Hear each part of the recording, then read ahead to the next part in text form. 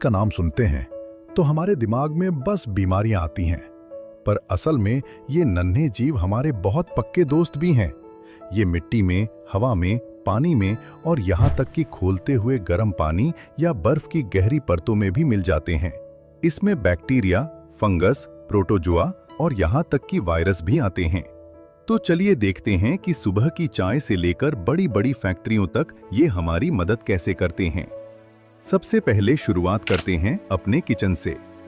क्या आपने कभी सोचा है कि दूध से दही कैसे बन जाता है? इसके पीछे लैक्टोबैसिलस और कुछ दूसरे बैक्टीरिया का हाथ है, जिन्हें हम प्यार से लैक्टिक एसिड बैक्टीरिया कहते हैं।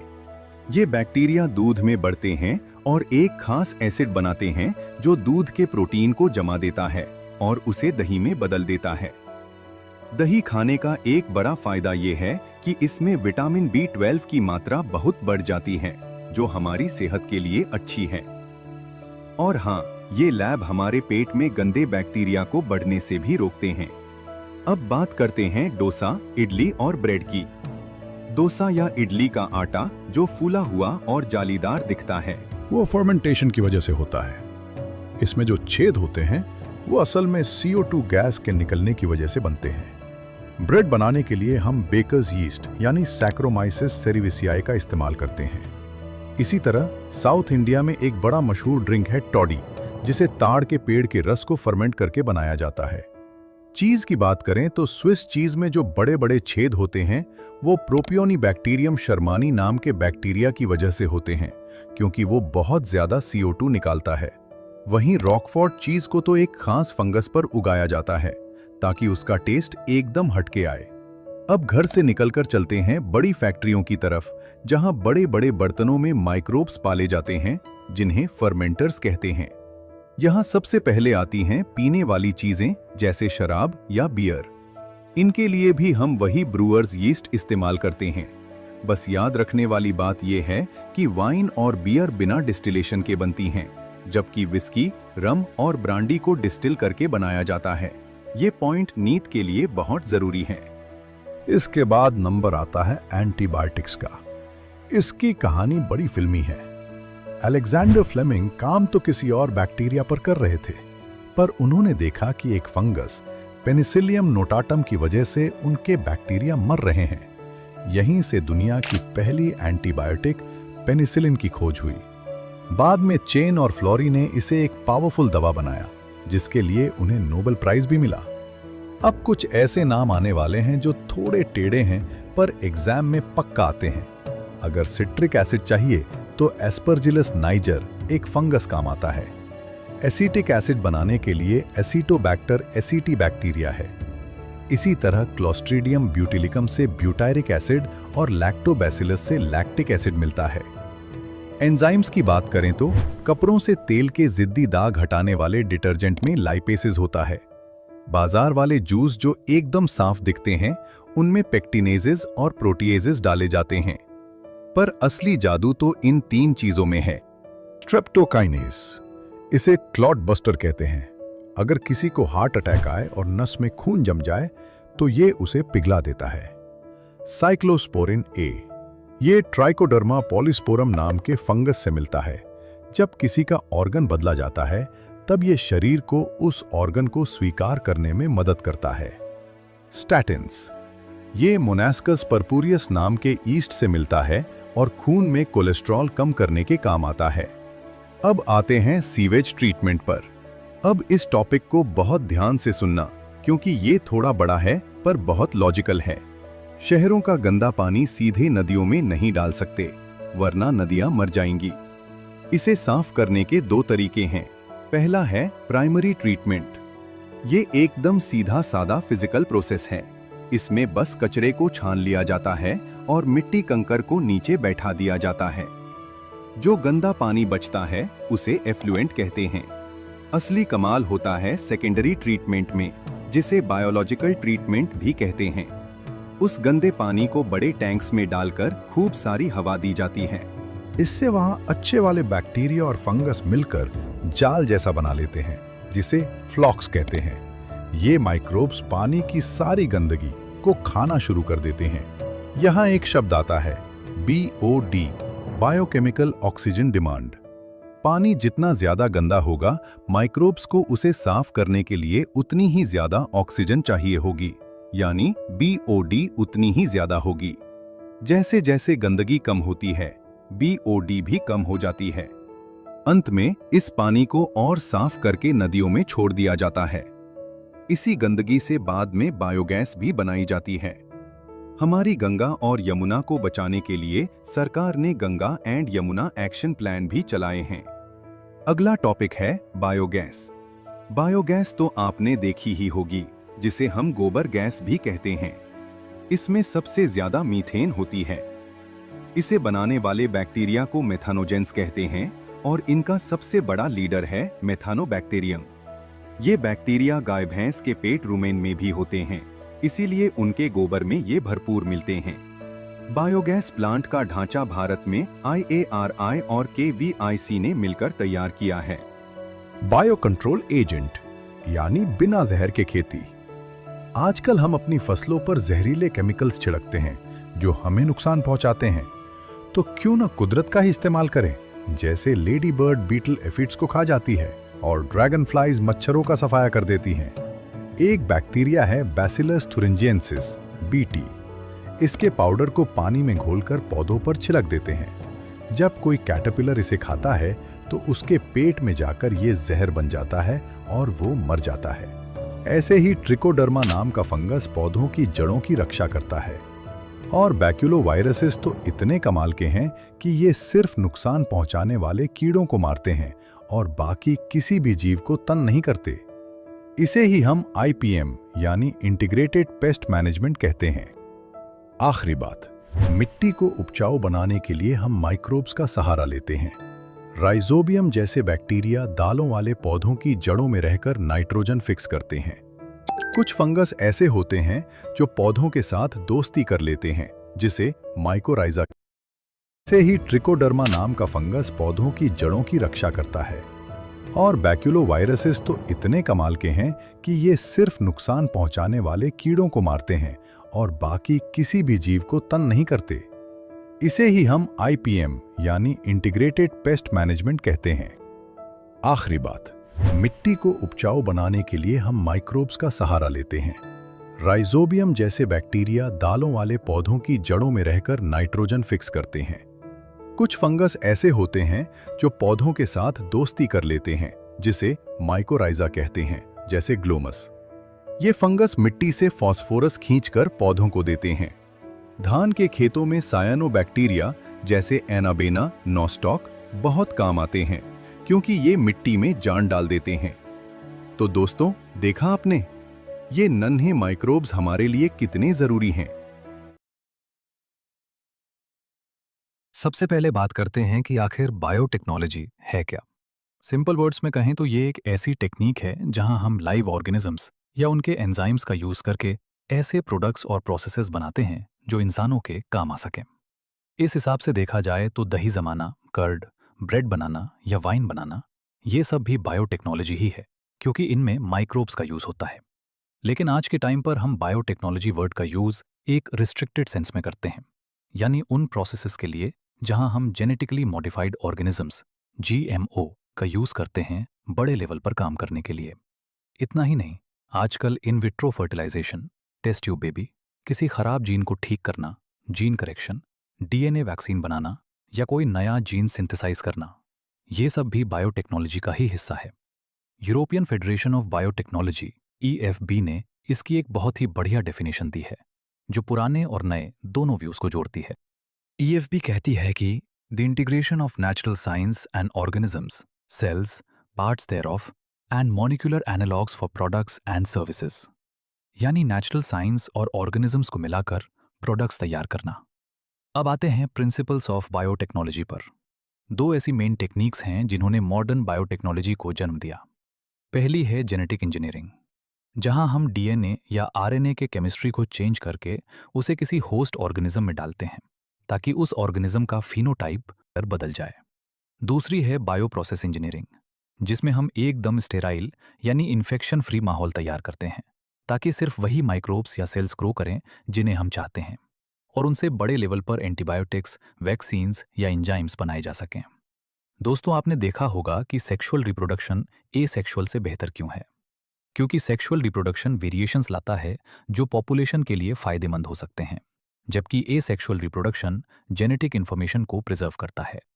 पहले हम ट्रेडिशनल हाइब्रिडाइजेशन करते वक्त अच्छे जीन्स के साथ साथ गलती से बुरे या अनडिसरेबल जीन्स भी ट्रांसफर कर देते थे। लेकिन जेनेटिक इंजीनियरिंग ने इस प्रॉब्लम को सॉल्व कर दिया।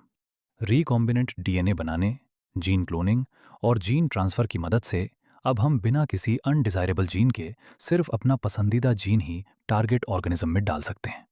अब सोचिए, अगर हम डीएनए का एक टुकड़ा किसी एलियन यानी दूसरे ऑर्गेनिज्म में डाल दें तो क्या होगा? ज्यादातर केसेस में वो डीएनए वहां मल्टीप्लाई नहीं कर पाएगा। लेकिन अगर वो डीएनए उस होस्ट के जीनोम के साथ जुड़ जाए तो वो मल्टीप्लाई भी करेगा और आगे की जनरेशन्स में इनहेरिट भी होगा। ऐसा इसलिए होता है क्योंकि वो एलियन डीएनए अब क्रोमोसोम का हिस्सा बन चुका है और क्रोमोसोम के पास एक खास सीक्वेंस होता है जिसे ओरिजिन ऑफ रेप्लिकेशन ORI कहते हैं। बिना ORI के रेप्लिकेशन शुरू नहीं हो सकती। इसलिए जब हम एलियन डीएनए को ORI के साथ जोड़ देते हैं तो वो होस्ट के अंदर अपनी कई कॉपीज बनाने लगता है, जिसे हम क्लोनिंग कहते हैं। दुनिया का पहला आर्टिफिशियल रिकॉम्बिनेंट डीएनए मॉलिक्यूल कैसे बना? ये एक बहुत ही रोमांचक कहानी है। स्टैनली कोहेन और हार्बर्ट बॉयर ने 1972 में ये कारनामा कर दिखाया। उन्होंने सेलेमोनेला टाइफीम्यूरियम नाम के बैक्टीरिया का एक प्लाज्मिड, जो कि एक सर्कुलर एक्स्ट्रा क्रोमोसोमल डीएनए होता है जो खुद रिप्लिकेट कर सकता है, लिया। उन्होंने उस प्लाज्मिड से एक एंटीबायोटिक रेजिस्टेंस जीन को काट कर निकाला। ये कटिंग कैसे मुमकिन हुई? मॉलिक्यूलर सिजर्स यानी रिस्ट्रिक्शन एंजाइम्स की वजह से। फिर उन्होंने उस कटे हुए डीएनए के टुकड़े को एक दूसरे प्लाज्मिड डीएनए वेक्टर के साथ जोड़ दिया। वेक्टर बिल्कुल उस मच्छर की तरह काम करता है जो मलेरिया के पैरासाइट को इंसान तक पहुंचाता है। यहाँ प्लाज्मिड ने वेक्टर का काम किया ताकि जीन ट्रांसफर हो सके। इन दोनों डीएनए को जोड़ने का काम किया डीएनए लाइगेज एंजाइम ने, जो बिल्कुल ग्लू की तरह काम करता है। इस तरह बन गया एक नया सर्कुलर डीएनए जिसे हम रिकॉम्बिनेंट डीएनए कहते हैं। जब इस रिकॉम्बिनेंट डीएनए को एशरिची कोलाई ई कोलाई में डाला गया तो वो वहां रेप्लिकेट करने लगा और एंटीबायोटिक रेजिस्टेंस की कई कॉपीज बन गई। इसे ही हम कहते हैं ई कोलाई में एंटीबायोटिक रेजिस्टेंस जीन की क्लोनिंग। तो हम कह सकते हैं कि किसी ऑर्गेनिज्म को जेनेटिकली मॉडिफाई करने के 3 मेन स्टेप्स हैं। पहले, डिजायरेबल जीन वाले डीएनए की पहचान करना, उस आइडेंटिफाइड डीएनए को होस्ट में इंट्रोड्यूस करना, उस डीएनए को होस्ट में मेंटेन रखना और उसकी प्रोजेनी आने वाली पीढ़ी तक ट्रांसफर करना। अब बात करते हैं tools of recombinant DNA technology की। इस पूरे प्रोसेस के लिए हमें कुछ खास टूल्स चाहिए। Restriction enzymes, polymerase enzymes, ligases, vectors और एक होस्ट ऑर्गेनिज्म। सबसे पहले रिस्ट्रिक्शन एंजाइम्स को समझते हैं। 1963 में ई कोलाई के अंदर 2 एंजाइम्स मिले जो बैक्टीरियोफाइज वायरस की ग्रोथ को रोक रहे थे। एक एंजाइम डीएनए पर मेथिल ग्रुप लगा रहा था और दूसरा डीएनए को काट रहा था। काटने वाले को कहा गया रिस्ट्रिक्शन एंडोन्यूक्लियस। पहला रिस्ट्रिक्शन एंडोन्यूक्लियस जो डिस्कवर हुआ उसका नाम था हिंड2। ये एंजाइम डीएनए को हमेशा एक खास पॉइंट पर ही काटता है, जहां 6 बेस पेयर्स का एक स्पेशल सीक्वेंस होता है जिसे हम रिकॉग्निशन सीक्वेंस कहते हैं। आज हमारे पास 900 से ज्यादा रिस्ट्रिक्शन एंजाइम्स हैं जो बैक्टीरिया के 230 से ज्यादा स्ट्रेन से निकाले गए हैं। इनका नामकरण, नेमिंग कन्वेंशन भी बड़ा इंटरेस्टिंग है। नाम का पहला लेटर हमेशा जेनस से आता है और अगले 2 लेटर्स स्पीशीज से, उस प्रोकैरियोटिक सेल की जहां से वो निकलता है। जैसे इको आरआई में ई आया एस्चेरिचिया से, को आया कोलाई से और आर आया स्ट्रेन के नाम से, RY13। इस तरह से ये एंजाइम्स बायोलॉजिकल साइंस की दुनिया में एक क्रांति लेकर आए हैं। रिस्ट्रिक्शन एंजाइम्स एक बड़ी क्लास को बिलोंग करते हैं जिसे हम न्यूक्लियसिस कहते हैं। ये 2 तरह के होते हैं। एक्सोन्यूक्लियसिस जो डीएनए के किनारों एंड से न्यूक्लिक एसिड्स को हटाते हैं, और एंडोन्यूक्लियसिस जो डीएनए को अंदर से किसी स्पेसिफिक जगह पर काटते हैं।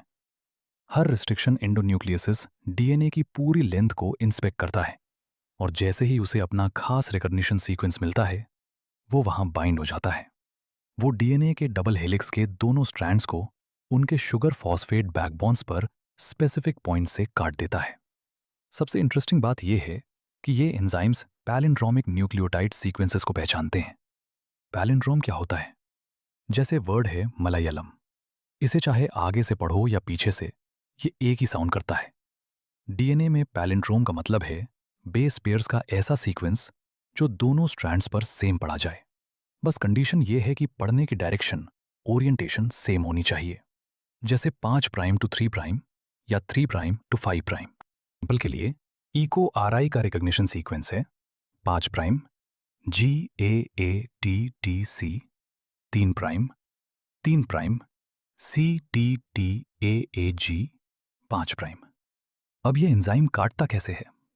इको आरआई हमेशा G और A के बीच में ही कट लगाता है, लेकिन पैलिंड्रोम के सेंटर से थोड़ा दूर। इसका रिजल्ट ये होता है कि डीएनए के एंड्स पर सिंगल स्ट्रैंडेड हिस्से बच जाते हैं, जिन्हें स्टिकी एंड्स कहते हैं। इन्हें स्टिकी इसलिए कहते हैं क्योंकि ये अपने कॉम्प्लीमेंट्री कटे हुए हिस्सों के साथ बहुत आसानी से हाइड्रोजन बॉन्ड्स बना लेते हैं, और इसी स्टिकीनेस की वजह से डीएनए लाइगेज एंजाइम का काम आसान हो जाता है। एक बहुत ज़रूरी बात ध्यान रखना, अगर हमें रिकॉम्बिनेंट डीएनए बनाना है तो वेक्टर डीएनए और फॉरेन डीएनए दोनों को सेम रिस्ट्रिक्शन एंजाइम से ही काटना होगा, ताकि उनके स्टिकी एंड्स एक दूसरे के साथ मैच कर सकें। जब हम डीएनए को रिस्ट्रिक्शन एंजाइम से काट देते हैं तो हमें डीएनए के बहुत सारे टुकड़े मिलते हैं। इन्हें अलग कैसे करें? इसके लिए हम यूज करते हैं जेल इलेक्ट्रोफोरेसिस। क्योंकि डीएनए मॉलिक्यूल्स नेगेटिवली चार्ज्ड होते हैं, इसलिए हम उन्हें एक इलेक्ट्रिक फील्ड के अंडर पॉजिटिव इलेक्ट्रोड की तरफ मूव करते हैं। हम यहाँ एगरोस जेल का मैट्रिक्स यूज करते हैं जो सीवीड से मिलता है। इस जेल में छोटे छोटे छेद, पोर्स होते हैं जो सीविंग इफेक्ट देते हैं। इसका मतलब ये है कि डीएनए का जो टुकड़ा जितना छोटा होगा वो उतनी ही तेजी से और उतनी ही दूर तक जाएगा। लेकिन दोस्तों, आप इन डीएनए बैंड्स को नॉर्मल लाइट में नहीं देख सकते। इन्हें देखने के लिए पहले डीएनए को एथिडियम ब्रोमाइड से स्टेन करना पड़ता है और फिर उस पर यूवी रेडिएशन डालनी पड़ती है। तब जाकर आपको चमकदार ऑरेंज, ब्राइट ऑरेंज कलर के बैंड दिखाई देते हैं। जब हमें हमारा मनपसंद डीएनए बैंड मिल जाता है तो हम उसे जेल से काटकर निकाल लेते हैं। इस स्टेप को इल्यूजन कहते हैं। फिर इसी प्यूरिफाइड डीएनए को हम क्लोनिंग वेक्टर्स के साथ जोड़ देते हैं। अब बात करते हैं क्लोनिंग वेक्टर्स की। प्लास्मिड्स और बैक्टीरियोफाइजस के पास ये काबिलियत होती है कि वो बैक्टीरियल सेल्स के अंदर होस्ट डीएनए से इंडिपेंडेंट होकर रिप्लिकेट कर सकें। बैक्टीरियोफाइजस का नंबर सेल में बहुत ज़्यादा होता है, इसलिए उनका कॉपी नंबर भी बहुत हाई होता है। आजकल हम जो वेक्टर्स यूज करते हैं उन्हें इस तरह इंजीनियर किया गया है कि वो फॉरेन डीएनए को आसानी से लिंक कर सकें और हमें रिकॉम्बिनेंट्स और नॉन रिकॉम्बिनेंट्स के बीच फर्क करने में मदद करें। अब चलिए दोस्तों, हम क्लोनिंग वेक्टर्स के उन फीचर्स को समझते हैं जो क्लोनिंग को मुमकिन बनाते हैं और देखते हैं कि डीएनए को होस्ट सेल के अंदर कैसे भेजा जाता है। क्लोनिंग वेक्टर बनने के लिए कुछ चीज़ें बहुत ज़रूरी हैं। सबसे पहली है ऑरिजिन ऑफ रिप्लिकेशन, ORI। ये वो सीक्वेंस है जहां से रिप्लिकेशन शुरू होती है। अगर आप कोई भी डीएनए का टुकड़ा इस ORI से जोड़ देते हैं तो वो होस्ट सेल के अंदर रिप्लिकेट होने लगता है। ओरी ही ये डिसाइड करता है कि लिंक्ड डीएनए की कितनी कॉपीज बनेंगी। इसलिए अगर हमें ज़्यादा कॉपीज चाहिए तो हमें ऐसा वेक्टर चुनना चाहिए जिसका ओरी हाई कॉपी नंबर को सपोर्ट करे। दूसरी ज़रूरी चीज़ है सेलेक्टेबल मार्कर। ओरी के साथ साथ वेक्टर को एक मार्कर भी चाहिए होता है जो हमें ट्रांसफॉर्मेंट्स और नॉन ट्रांसफॉर्मेंट्स के बीच फर्क बताए। ट्रांसफॉर्मेशन वो प्रोसेस है जिसमें हम एक डीएनए का टुकड़ा बैक्टीरिया के अंदर डालते हैं। नॉर्मल इकोलाई सेल्स के पास कोई एंटीबायोटिक रेजिस्टेंस नहीं होती, इसलिए हम ऐसे जीन्स जैसे एम्पिसिलिन, क्लोरा एम्पेनिकल, टेट्रासाइक्लिन रेजिस्टेंस जीन्स को सेलेक्टेबल मार्कर्स की तरह यूज करते हैं ताकि हम सिर्फ उन सेल्स को जिंदा रख सकें जिनमें हमारा डीएनए चला गया है। तीसरा फीचर है क्लोनिंग साइट्स। एलियन डीएनए को जोड़ने के लिए वेक्टर के पास रिस्ट्रिक्शन एंजाइम्स के लिए रिकॉग्निशन साइट्स होनी चाहिए। कोशिश ये होनी चाहिए कि ये साइट एक ही हों, प्रेफरेबली सिंगल, क्योंकि अगर एक से ज़्यादा साइट्स हुई तो डीएनए के बहुत सारे टुकड़े हो जाएंगे और क्लोनिंग मुश्किल हो जाएगी। NCERT में PBR 322 वेक्टर का डायग्राम देखिए। इसमें antibiotic resistance genes AMP power R और TET पावर R के अंदर ही क्लोनिंग साइट्स होती हैं। जैसे अगर आप फॉरेन डीएनए को BAM HI साइट पर जोड़ते हैं जो टेट्रासाइक्लिन रेजिस्टेंस जीन के अंदर है, तो वो रिकॉम्बिनेंट प्लाज्मिड अपनी टेट्रासाइक्लिन रेजिस्टेंस खो देगा। इसे हम इंसर्टेशनल इनएक्टिवेशन कहते हैं। फिर हम इसे सेलेक्ट कैसे करेंगे? पहले हम सेल्स को एम्पिसिलिन वाले मीडियम पर ग्रो करेंगे, जिससे ट्रांसफॉर्मेंट्स जिंदा रहेंगे। फिर उन्हें टेट्रासाइक्लिन वाले मीडियम पर ट्रांसफर करेंगे। रिकॉम्बिनेंट्स एम्पिसिलिन पर तो ग्रो करेंगे, लेकिन टेट्रासाइक्लिन पर नहीं, जबकि नॉन रिकॉम्बिनेंट्स दोनों पर ग्रो करेंगे। लेकिन दोस्तों, ये दो प्लेट्स वाला काम थोड़ा लंबा और थका देने वाला है। इसलिए साइंटिस्ट ने नए सेलेक्टेबल मार्कर्स बनाए, जो कलर क्रोमोजेनिक सबस्ट्रेट पर बेस होते हैं। इसमें हम रिकॉम्बिनेंट डीएनए को एक एंजाइम बीटा गैलेक्टोसाइडेज के कोडिंग सीक्वेंस के बीच में डालते हैं। अगर डीएनए इंसर्ट हो गया तो एंजाइम नहीं बनेगा, इंसर्टेशनल इनएक्टिवेशन। अगर एंजाइम बनता है तो वो सबस्ट्रेट के साथ मिलकर ब्लू कॉलोनीज देता है। लेकिन अगर इंसर्ट आ गया है तो कॉलोनीज का कोई कलर नहीं होता, वो वाइट रहती हैं। बस वाइट कॉलोनियाज देखकर हम समझ जाते हैं कि ये रिकॉम्बिनेंट्स हैं। अब सवाल ये है कि क्या हम सिर्फ बैक्टीरिया में ही जीन डाल सकते हैं? बिल्कुल नहीं। हमने बैक्टीरिया और वायरस से ही सीखा है कि जीन्स को प्लांट्स और एनिमल्स में कैसे भेजा जाए। जैसे एग्रोबैक्टीरियम ट्यूमिफेसिंस, एक प्लांट पैथोजन के पास टीआई प्लाज्मिड होता है, जो नॉर्मल प्लांट सेल्स को ट्यूमर सेल्स में बदल देता है। हमने इस टीआई प्लाज्मिड को डिसार्म कर दिया है, यानी अब ये बीमारी नहीं फैलाता, बल्कि हमारे काम के जीन्स को प्लांट्स तक पहुंचाता है। वैसे ही एनिमल्स के लिए हम रेट्रोवायरस का यूज करते हैं, उन्हें डिसार्म करके। लेकिन डीएनए एक हाइड्रोफिलिक मॉलिक्यूल है, वो सेल मेम्ब्रेन से आसानी से नहीं गुजर सकता। इसलिए हम होस्ट सेल को कॉम्पिटेंट बनाते हैं। इसके लिए सेल्स को डाइवॉल्वेंट केटायंस जैसे कैल्शियम से ट्रीट किया जाता है। फिर उन्हें बर्फ, आइस पर रखा जाता है। फिर 42 डिग्री सेल्सियस पर हीट शॉक दिया जाता है और वापस बर्फ पर रखा जाता है। इससे बैक्टीरिया डीएनए को अंदर ले लेता है। इसके अलावा कुछ और मेथड्स भी हैं। माइक्रो इंजेक्शन, जिसमें डीएनए सीधा एनिमल सेल के न्यूक्लियस में इंजेक्ट किया जाता है। बायोलिस्टिक्स या जीन गन, जिसमें गोल्ड या टंगस्टन के पार्टिकल्स डीएनए से कोटेड को हाई वेलोसिटी के साथ प्लांट सेल्स पर बॉम्बार्ड किया जाता है।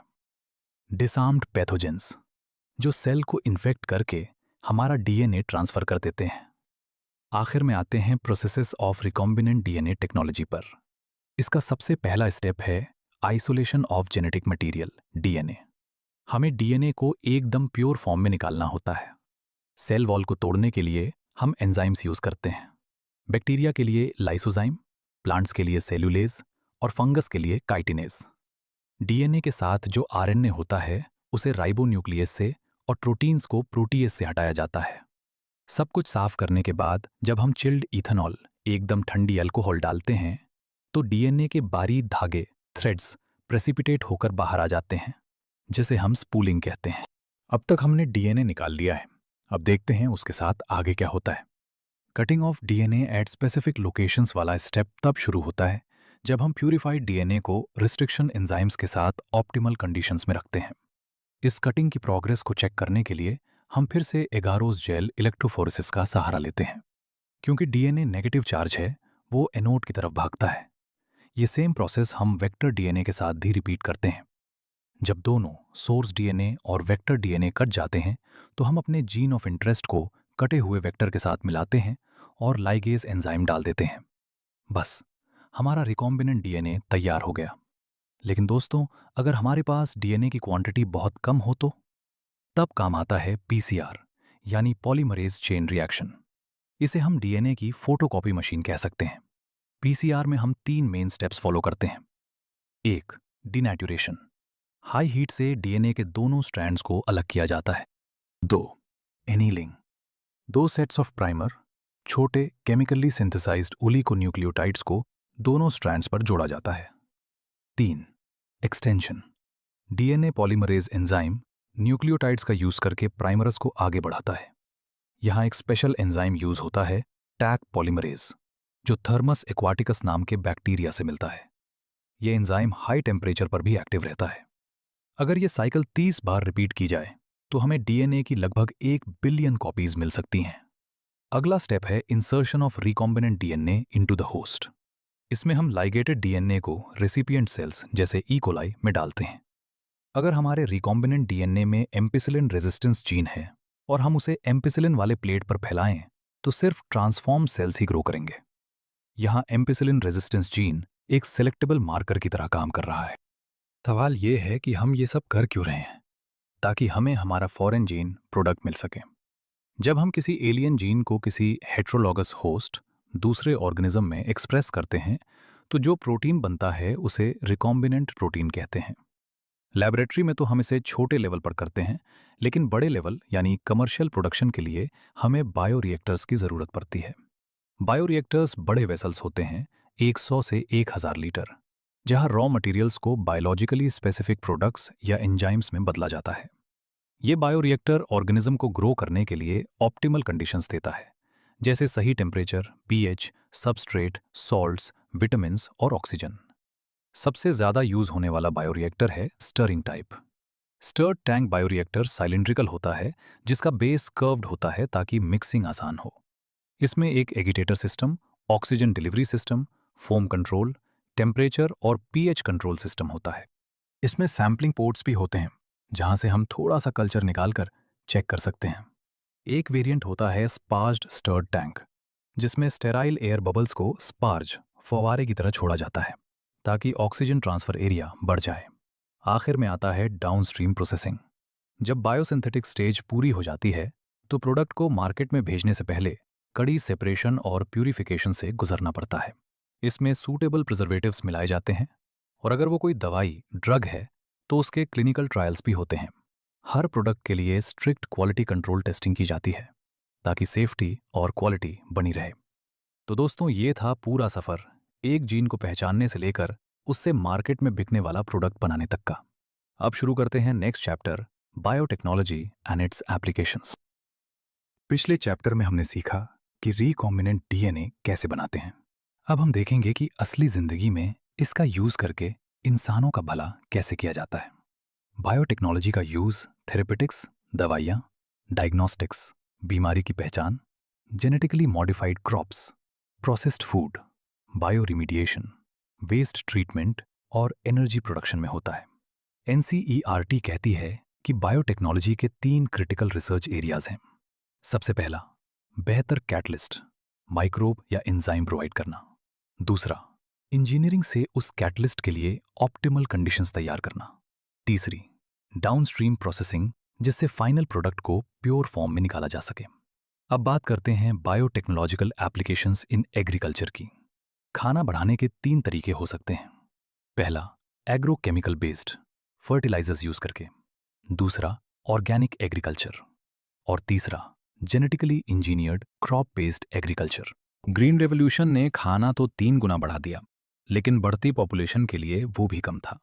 साथ ही एग्रोकेमिकल्स फार्मर्स के लिए बहुत महंगे थे, और कन्वेंशनल ब्रीडिंग से यील्ड बढ़ाने की एक लिमिट आ गई थी। इसलिए एक नई टेक्निक आई, टिश्यू कल्चर। इसका मतलब है कि प्लांट के किसी भी हिस्से को टेस्ट ट्यूब में स्टेराइल कंडीशंस में रखकर पूरा नया प्लांट बनाया जा सकता है। इस कैपेसिटी को टोटीपोटेंसी कहते हैं। इस मेथड से बहुत कम समय में हजारों प्लांट्स बनाए जा सकते हैं, जिसे माइक्रो प्रोपगेशन कहते हैं। ये सारे प्लांट्स अपने ओरिजिनल प्लांट के जैसे होते हैं, इसलिए इन्हें सोम क्लोन्स कहा जाता है।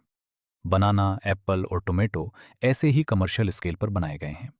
इसका एक और बड़ा फायदा यह है कि अगर प्लांट बीमार है, तब भी हम उसका मेरिस्टीम निकाल कर वायरस फ्री प्लांट बना सकते हैं, क्योंकि मेरिस्टीम वायरस फ्री होता है। साइंटिस्ट ने 2 अलग अलग वेराइटीज के प्रोटोप्लास्ट बिना सेल वॉल वाले सेल्स को फ्यूज करके एक नया हाइब्रिड भी बनाया है, जिसे सोमैटिक हाइब्रिडाइजेशन कहते हैं। जैसे कि टोमेटो और पोटैटो को फ्यूज करके पोमैटो बनाया गया। पर बदकिस्मती से इसमें सारे डिजायरेबल कैरेक्टरिस्टिक्स नहीं मिल पाए। अब आते हैं जेनेटिकली मॉडिफाइड ऑर्गेनिजम्स, जीएमओ पर। प्लांट्स, बैक्टीरिया, फंगी या एनिमल्स जिनके जीन्स बदल दिए गए हैं, उन्हें जीएमओ कहते हैं। जीएम प्लांट्स के बहुत सारे फायदे हैं। ये एबायोटिक स्ट्रेस, ठंडी, सूखा, नमक, गर्मी को झेल सकते हैं। इनसे पेस्टिसाइड्स पर निर्भरता कम हो जाती है।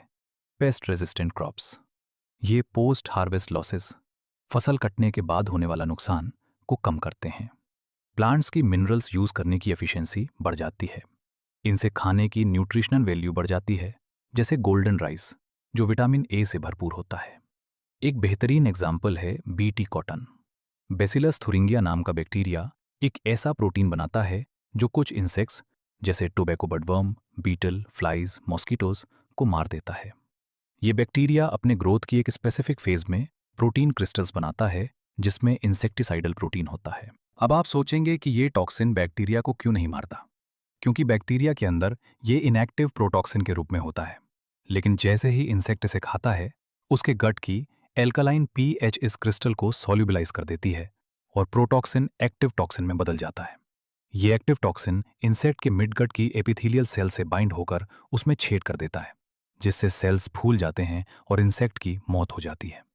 इस बीटी टॉक्सिन जीन को बैक्टीरिया से निकालकर कॉटन, कॉर्न, राइस, टमेटो और पोटैटो जैसे प्लांट्स में डाला गया है, जिससे ये प्लांट्स खुद ही अपना बचाव इंसेक्ट से कर सकते हैं।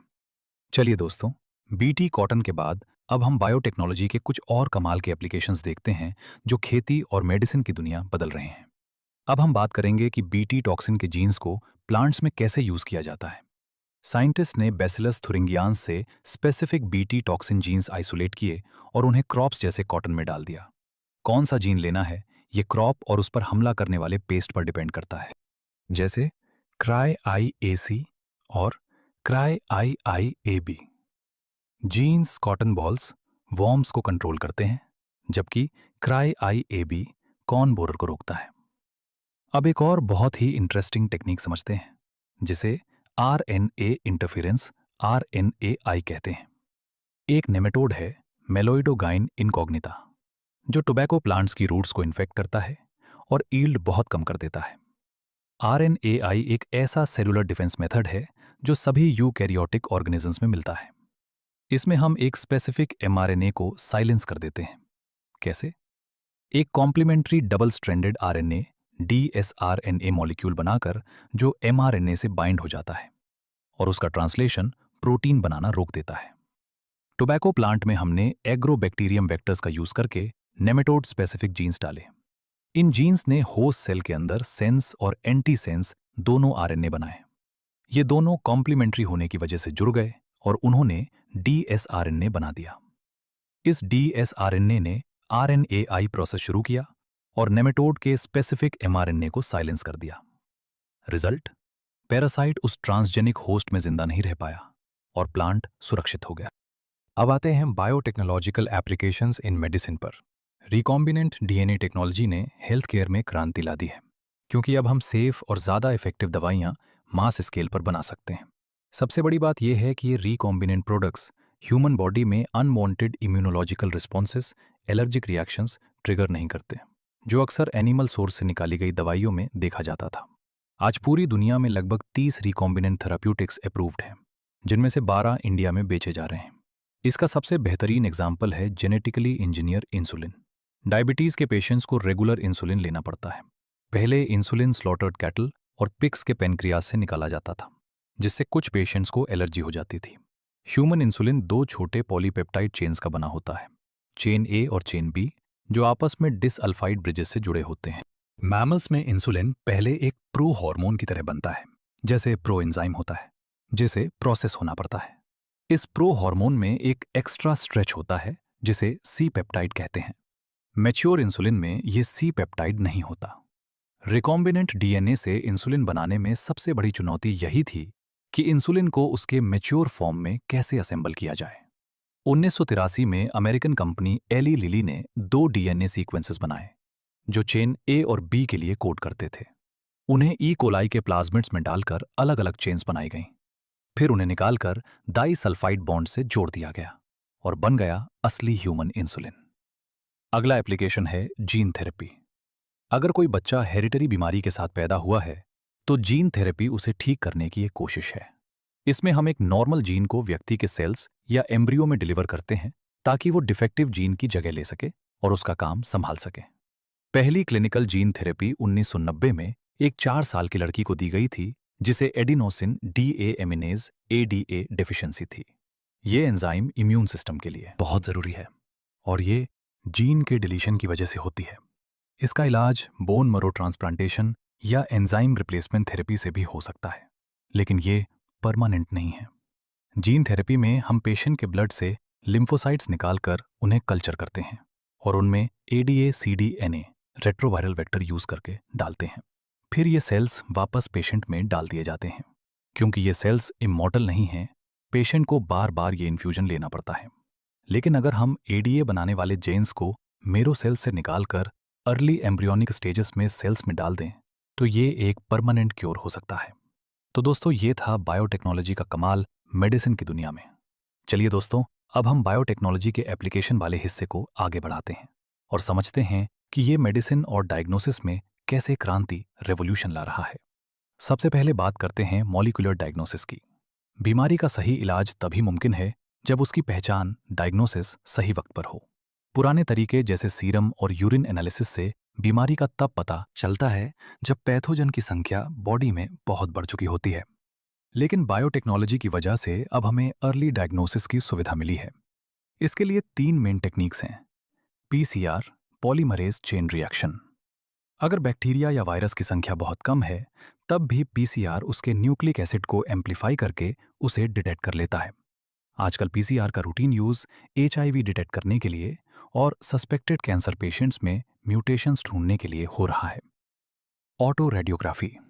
इसमें एक सिंगल स्ट्रैंडेड डीएनए या आरएनए को रेडियोएक्टिव मॉलिक्यूल प्रोब के साथ जोड़ा जाता है और उसे सेल्स के क्लोन में हाइब्रिडाइज होने दिया जाता है। अगर किसी जीन में म्यूटेशन है तो वो प्रोब उससे नहीं जुड़ेगा और फोटोग्राफिक फिल्म पर दिखाई नहीं देगा। एलिसा, एंजाइम लिंक्ड इम्यूनोसॉर्बेंट एसे। ये एंटीजन एंटीबॉडी इंटरैक्शन के प्रिंसिपल पर काम करता है। बीमारी का पता या तो पैथोजन के एंटीजेंस, प्रोटीन्स, ग्लाइकोप्रोटीन्स को देखकर लगाया जाता है या फिर बॉडी में उसके खिलाफ बनी एंटीबॉडीज को डिटेक्ट करके। अब आते हैं ट्रांसजेनिक एनिमल्स पर। ऐसे एनिमल्स जिनके डीएनए में मैनिपुलेशन करके एक एक्स्ट्रा जीन डाला गया हो, उन्हें ट्रांसजेनिक एनिमल्स कहते हैं। इनमें 95% से ज़्यादा माइस चूहे होते हैं। लेकिन ट्रांसजेनिक रैबिट्स, पिग्स, शीप, काउंस और फिश भी बनाए गए हैं। हम इन्हें क्यों मनाते हैं? इसके 5 बड़े कारण हैं। Normal physiology and development. इनसे हम समझ सकते हैं कि जीन्स कैसे रेगुलेट होते हैं और बॉडी के डेवलपमेंट जैसे इंसुलिन लाइक ग्रोथ फैक्टर पर क्या असर डालते हैं। Study of disease. इन्हें ऐसे डिज़ाइन किया जाता है कि ये इंसानी बीमारियों के लिए मॉडल का काम करें। आज cancer, cystic fibrosis, rheumatoid arthritis और अल्जाइमर के लिए ट्रांसजेनिक मॉडल्स मौजूद हैं। Biological products. कई बीमारियों का इलाज महंगा होता है, इसलिए हम ट्रांसजेनिक एनिमल्स से सस्ते बायोलॉजिकल प्रोडक्ट्स निकालते हैं। जैसे एम्फिसीमा के इलाज के लिए ह्यूमन प्रोटीन अल्फा-1 एंटीट्राइप्सिन बनाया गया। 1997 में पहली ट्रांसजेनिक काऊ रोजी ने ऐसा दूध दिया जिसमें ह्यूमन प्रोटीन अल्फा लैक्टोबाल्मिन 2.4 ग्राम प्रति लीटर था, जो नेचुरल काऊ मिल्क से ज़्यादा बैलेंस था। Vaccine safety. पोलियो वैक्सीन जैसे टीके इंसानों पर यूज करने से पहले ट्रांसजेनिक माइस पर टेस्ट किए जाते हैं। Chemical safety testing. इन्हें टॉक्सिन्स के प्रति ज़्यादा सेंसिटिव बनाया जाता है ताकि हम टॉक्सिसिटी के रिजल्ट्स कम समय में पा सकें।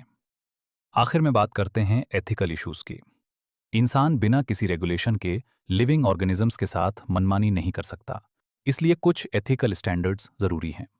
इंडियन गवर्नमेंट ने GEAC genetic engineering approval committee बनाई है जो GM रिसर्च की वैलिडिटी और पब्लिक सेफ्टी का फैसला लेती है।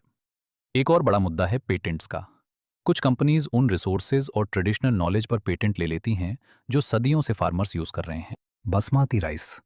इंडिया में राइस की 2 लाख वेराइटीज हैं, जिनमें से 27 डॉक्यूमेंटेड बासमती की हैं। लेकिन 1997 में एक अमेरिकन कंपनी ने US पेटेंट ऑफिस से बासमती पर पेटेंट ले लिया, जबकि वो वैरायटी असलियत में इंडियन फार्मर्स की वैरायटी को सेमी ड्वार्फ वैरायटी से क्रॉस करके बनाई गई थी। बायोपायरेसी। जब मल्टीनेशनल कंपनीज किसी देश के बायो रिसोर्सेज को बिना प्रॉपर ऑथराइजेशन और बिना किसी पेमेंट के यूज करती हैं तो उसे बायोपायरेसी कहते हैं। अब इंडियन पार्लियामेंट ने इंडियन पेटेंट्स बिल में दूसरा अमेंडमेंट क्लियर किया है ताकि पेटेंट टर्म्स, रिसर्च और बायोपायरेसी जैसे मुद्दों को हैंडल किया जा सके। तो दोस्तों, ये था हमारा पूरा चैप्टर। उम्मीद है आपको बायोटेक्नोलॉजी के ये एप्लीकेशंस अच्छे से समझ आ गए होंगे। Organisms and populations. हमारी ये लिविंग वर्ल्ड कितनी ज़्यादा डाइवर्स और कॉम्प्लेक्स है ना।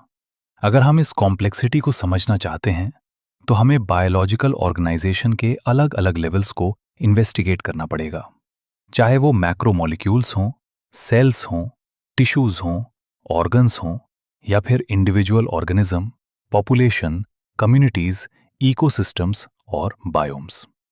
जब भी हम अपने आसपास नेचर को देखते हैं तो हमारे दिमाग में दो तरह के सवाल आते हैं। जैसे अगर गार्डन में कोई बुलबुल गा रही है तो पहला सवाल हो सकता है, हाउ डज द बर्ड सिंग? और दूसरा, व्हाई डज द बर्ड सिंग? याद रखना, हाउ टाइप क्वेश्चंस हमेशा उस प्रोसेस के पीछे का मैकेनिज्म जानना चाहते हैं, जैसे बर्ड के केस में उसके वॉइस बॉक्स और वाइब्रेटिंग बोन का ऑपरेशन। वहीं वाई टाइप क्वेश्चंस उस प्रोसेस की सिग्निफिकेंस या पर्पस ढूंढते हैं, जैसे बर्ड शायद ब्रीडिंग सीजन में अपने मेट से कम्युनिकेट करने के लिए गा रही हो। अगर आप एक साइंटिफिक दिमाग से देखेंगे तो आपको ऐसे बहुत से सवाल मिलेंगे कि रात में खिलने वाले फूल सफेद क्यों होते हैं, या कैक्टस में इतने कांटे क्यों होते हैं। अब बात करते हैं इकोलॉजी की। इकोलॉजी वो सब्जेक्ट है जो ऑर्गेनिजम्स के बीच की इंटरैक्शंस और उनके फिजिकल यानी एबायोटिक एनवायरनमेंट के साथ उनके रिश्ते की स्टडी करता है। इकोलॉजी मेन 4 लेवल्स पर फोकस्ड होती है: ऑर्गेनिजम्स, पॉपुलेशंस, कम्युनिटीज और बायोम्स। इस चैप्टर में हमारा पूरा फोकस पॉपुलेशन लेवल पर रहेगा। नेचर में हमें शायद ही कभी कोई एक अकेला आइसोलेटेड इंडिविजुअल मिले। मोस्टली ऑर्गेनिजम्स ग्रुप्स में रहते हैं, एक वेल डिफाइंड जियोग्राफिकल एरिया में, जहां वो रिसोर्सेज के लिए compete करते हैं, शेयर करते हैं और आपस में इंटरब्रीड करते हैं। इसी को हम पॉपुलेशन कहते हैं। वैसे तो इंटरब्रीडिंग का मतलब सेक्सुअल रिप्रोडक्शन होता है, लेकिन इकोलॉजिकल स्टडीज के लिए एसेक्सुअल रिप्रोडक्शन से बनने वाले इंडिविजुअल्स के ग्रुप को भी पॉपुलेशन ही माना जाता है। एग्जाम्पल के लिए, किसी वेटलैंड के सारे कॉर्मोरेंट्स, एक अबैंडन घर के सारे चूहे, रैट्स, फॉरेस्ट के टीकवुड ट्रीज या एक कल्चर प्लेट में मौजूद बैक्टीरिया, ये सब पॉपुलेशन के एग्जाम्पल्स हैं। भले ही एक इंडिविजुअल ऑर्गेनिज्म को बदलते एनवायरनमेंट के साथ कोप करना पड़ता है, लेकिन नेचुरल सिलेक्शन हमेशा पॉपुलेशन लेवल पर ही ऑपरेट करता है ताकि डिजायर्ड ट्रेड्स इवॉल्व हो सकें। इसलिए पॉपुलेशन इकोलॉजी एक बहुत इंपॉर्टेंट एरिया है, क्योंकि ये इकोलॉजी को पॉपुलेशन जेनेटिक्स और इवोल्यूशन से जोड़ती है। एक इंडिविजुअल ऑर्गेनिज्म और एक पॉपुलेशन में बहुत बड़ा फर्क होता है। एक इंडिविजुअल की बर्थ या डेथ होती है, लेकिन एक पॉपुलेशन की बर्थ रेट्स और डेथ रेट्स होती हैं। पॉपुलेशन में ये रेट्स पर कैपिटा एक्सप्रेस की जाती हैं। जैसे अगर एक पॉन्ड में पिछले साल 20 लोटस प्लांट्स थे और रिप्रोडक्शन से 8 नए प्लांट्स आ गए, तो अब टोटल 28 हो गए। तो हम बर्थ रेट कैसे निकालेंगे? सिंपली 8/20 बराबर 0.4 ऑफस्प्रिंग पर लोटस पर ईयर। बिल्कुल इसी तरह अगर लेबोरेटरी में 40 फ्रूट फ्लाइज में से 4 फ्लाइज एक हफ्ते में मर गईं, तो डेथ रेट 4/40 बराबर 0.1 इंडिविजुअल्स पर फ्रूट फ्लाई पर वीक होगी। पॉपुलेशन का एक और एट्रीब्यूट होता है सेक्स रेशियो। एक इंडिविजुअल या तो मेल होगा या फीमेल, लेकिन पॉपुलेशन का एक रेशियो होता है, जैसे कि 60% फीमेल्स और 40% मेल्स। इसके साथ ही किसी भी समय पर एक पॉपुलेशन अलग अलग एज के इंडिविजुअल से बनी होती है। अगर हम in different age groups, pre reproductive, reproductive और पोस्ट रिप्रोडक्टिव के परसेंटेज को प्लॉट करें, तो जो स्ट्रक्चर बनता है उसे हम एज पिरामिड कहते हैं। ह्यूमन पॉपुलेशन के लिए ये एज पिरामिड्स मेल और फीमेल के डिस्ट्रीब्यूशन को दिखाते हैं। इन पिरामिड्स की शेप हमें पॉपुलेशन का ग्रोथ स्टेटस बताती है। फिगर 11.1 को ध्यान से देखिए। पहला है एक्सपैंडिंग पिरामिड, जिसका बेस ब्रॉड है क्योंकि यहां प्री रिप्रोडक्टिव इंडिविजुअल्स ज्यादा हैं, मतलब पॉपुलेशन ग्रो करेगी। दूसरा है स्टेबल पिरामिड, जहां प्री रिप्रोडक्टिव और रिप्रोडक्टिव इंडिविजुअल्स लगभग बराबर हैं, तो पॉपुलेशन साइज स्टेडी रहेगा। तीसरी शेप है डिक्लाइनिंग पिरामिड, जिसमें प्री रिप्रोडक्टिव पोर्शन नैरो हो जाता है, यानी आने वाले वक्त में पॉपुलेशन कम होगी। पॉपुलेशन का साइज हमें हैबिटेट में उसके स्टेटस के बारे में बहुत कुछ बताता है। चाहे हम कंपटीशन की बात करें या किसी प्रेडेटर के इम्पैक्ट की, हम हमेशा इसे पॉपुलेशन साइज के बदलाव से ही इवैल्यूएट करते हैं। साइज बहुत कम भी हो सकता है, जैसे भरतपुर वेटलैंड्स में हर साल आने वाले साइबेरियन क्रेन की संख्या 10 से भी कम हो सकती है, या फिर ये मिलियंस में हो सकती है, जैसे एक पॉन्ड में क्लैमाइडोमोनस। पॉपुलेशन साइज को टेक्निकली हम पॉपुलेशन डेंसिटी कहते हैं। इसका मतलब हमेशा सिर्फ नंबर्स नहीं होता। कुछ केसेस में टोटल नंबर निकालना मीनिंगलेस या मुश्किल हो सकता है। सोचिए, अगर एक एरिया में 200 कैरेट ग्रास पार्थेनियम के छोटे छोटे प्लांट्स हैं और सिर्फ एक बहुत बड़ा बनियान ट्री है, तो क्या आप कहेंगे कि बनियान ट्री की डेंसिटी कम है? बिल्कुल नहीं। ऐसे में परसेंट कवर या बायोमास ज्यादा मीनिंगफुल मेजर होता है। अगर पॉपुलेशन बहुत बड़ी है और गिनना इम्पॉसिबल है, तब भी हम इनडायरेक्ट तरीके अपनाते हैं। जैसे अगर हमें एक लेक की फिश पॉपुलेशन जाननी है, तो हर ट्रैप में पकड़ी गई मछलियों का नंबर, फिश कॉट पर ट्रैप, एक अच्छा मेजर है। कभी कभी तो हमें ऑर्गेनिजम्स को देखने की भी जरूरत नहीं पड़ती। जैसे टाइगर रिजर्व्स में टाइगर्स की काउंटिंग उनके पग मार्क्स, पंजों के निशान और फीकल पैलेट्स के बेसिस पर की जाती है। अब बात करते हैं पॉपुलेशन ग्रोथ की। किसी भी स्पीशीज का पॉपुलेशन साइज कभी भी स्टैटिक या फिक्स्ड नहीं रहता। ये टाइम के साथ बदलता रहता है, क्योंकि ये कई फैक्टर्स पर डिपेंड करता है, जैसे फूड अवेलेबिलिटी, प्रेडेशन प्रेशर और वेदर। इनफैक्ट पॉपुलेशन डेंसिटी में होने वाले चेंजेस ही हमें बताते हैं कि पॉपुलेशन फ्लरिश कर रही है या डिक्लाइन।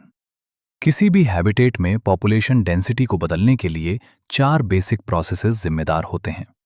इनमें से 2 प्रोसेसेस, नेटैलिटी और इमिग्रेशन, डेंसिटी को बढ़ाते हैं और 2, मोर्टैलिटी और इमिग्रेशन, डेंसिटी को घटाते हैं। सबसे पहले समझते हैं नेटैलिटी बी को। इसका सीधा सा मतलब है बर्थ रेट, यानी एक दिए गए टाइम पीरियड में कितने नए बच्चों या इंडिविजुअल्स का जन्म हुआ जो इनिशियल डेंसिटी में ऐड हो गए। दूसरा है मोर्टैलिटी डी, यानी उस पॉपुलेशन में कितने इंडिविजुअल्स की डेथ हो गई। फिर आता है इमिग्रेशन आई, जिसका मतलब है कि बाहर से उसी सेम स्पीशीज के कितने नए लोग उस हैबिटेट में आ गए हैं। और लास्ट है एमिग्रेशन ई, जिसका मतलब है कि उस पॉपुलेशन के कितने इंडिविजुअल्स उस जगह को छोड़कर कहीं और चले गए हैं। अब फिगर 11.2 को ध्यान से देखिए।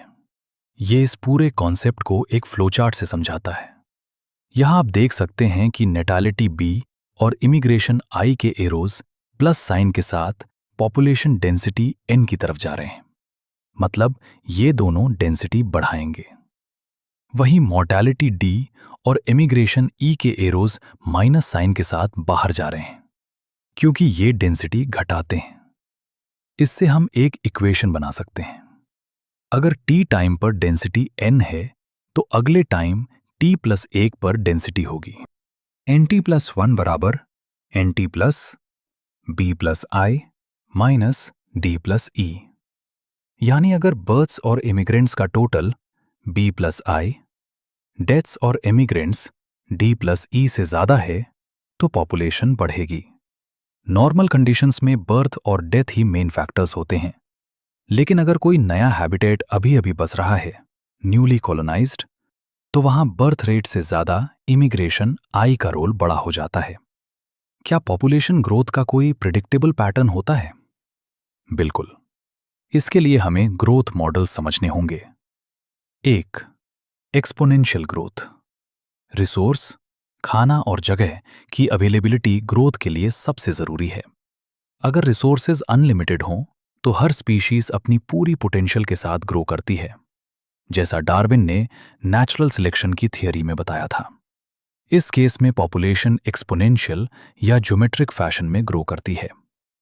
अगर पॉपुलेशन साइज n है, birth rate per capita b है और डेथ रेट d है, तो यूनिट टाइम t में चेंज dn/dt होगा। d/dt बराबर b माइनस t गुणा n। यहां b माइनस t को हम r मान लेते हैं, जिसे intrinsic rate of natural increase कहते हैं। तो इक्वेशन बन जाती है dn/dt बराबर rn। ये r एक बहुत इंपॉर्टेंट पैरामीटर है किसी भी बायोटिक या एबायोटिक फैक्टर का इम्पैक्ट चेक करने के लिए। एग्जाम्पल के लिए नॉर्वे रैट के लिए r की वैल्यू 0.015 है, फ्लोर बीटल के लिए 0.12 है और 1981 में इंडिया की ह्यूमन पॉपुलेशन के लिए ये 0.0205 थी। फिगर 11.3 में आप कर्व ए को देखिए। जब हम n को टाइम t के अगेंस्ट प्लॉट करते हैं और रिसोर्सेज अनलिमिटेड होते हैं तो हमें एक जे शेप्ड कर्व मिलता है। इसकी इंटीग्रल फॉर्म की इक्वेशन होती है nt बराबर n0 e की पावर rt, जहां e base of natural logarithms है 2.71828। डार्विन ने बताया था कि अगर चेक्स ना हो तो एलिफेंट जैसा स्लो ग्रोइंग जानवर भी अपनी संख्या बहुत ज्यादा बढ़ा सकता है। इसे समझने के लिए एक पुरानी कहानी है। एक राजा और मंत्री चेस खेल रहे थे। राजा हार गया और मंत्री ने इनाम में सिर्फ गेहूं के दाने मांगे, लेकिन शर्त यह थी कि चेस के पहले स्क्वायर पर 1 दाना, दूसरे पर 2, तीसरे पर 4, ऐसे ही डबल करते हुए 64 स्क्वायर्स तक। राजा को लगा ये तो बहुत आसान है, पर 64वां स्क्वायर तक पहुंचते पहुंचते पूरे राज्य का गेहूं भी कम पड़ गया। बिल्कुल ऐसे ही एक टाइनी पैरामीशियम भी अगर अनलिमिटेड रिसोर्सेज में ग्रो करे तो 64 डेज में माइंड बॉगलिंग पॉपुलेशन बना लेगा। 2. Logistic growth. रियलिटी में नेचर में कभी भी रिसोर्सेज अनलिमिटेड नहीं होते। इसका मतलब है कि इंडिविजुअल्स के बीच लिमिटेड रिसोर्सेज के लिए कंपटीशन होगा और सिर्फ फिटेस्ट ही सर्वाइव करके रिप्रोड्यूस करेगा। नेचर में हर हैबिटेट की एक लिमिट होती है कि वो कितने मैक्सिमम इंडिविजुअल्स को सपोर्ट कर सकता है। इसे कैरिंग कैपेसिटी कहते हैं। फिगर 11.3 में कर्व बी को देखिए।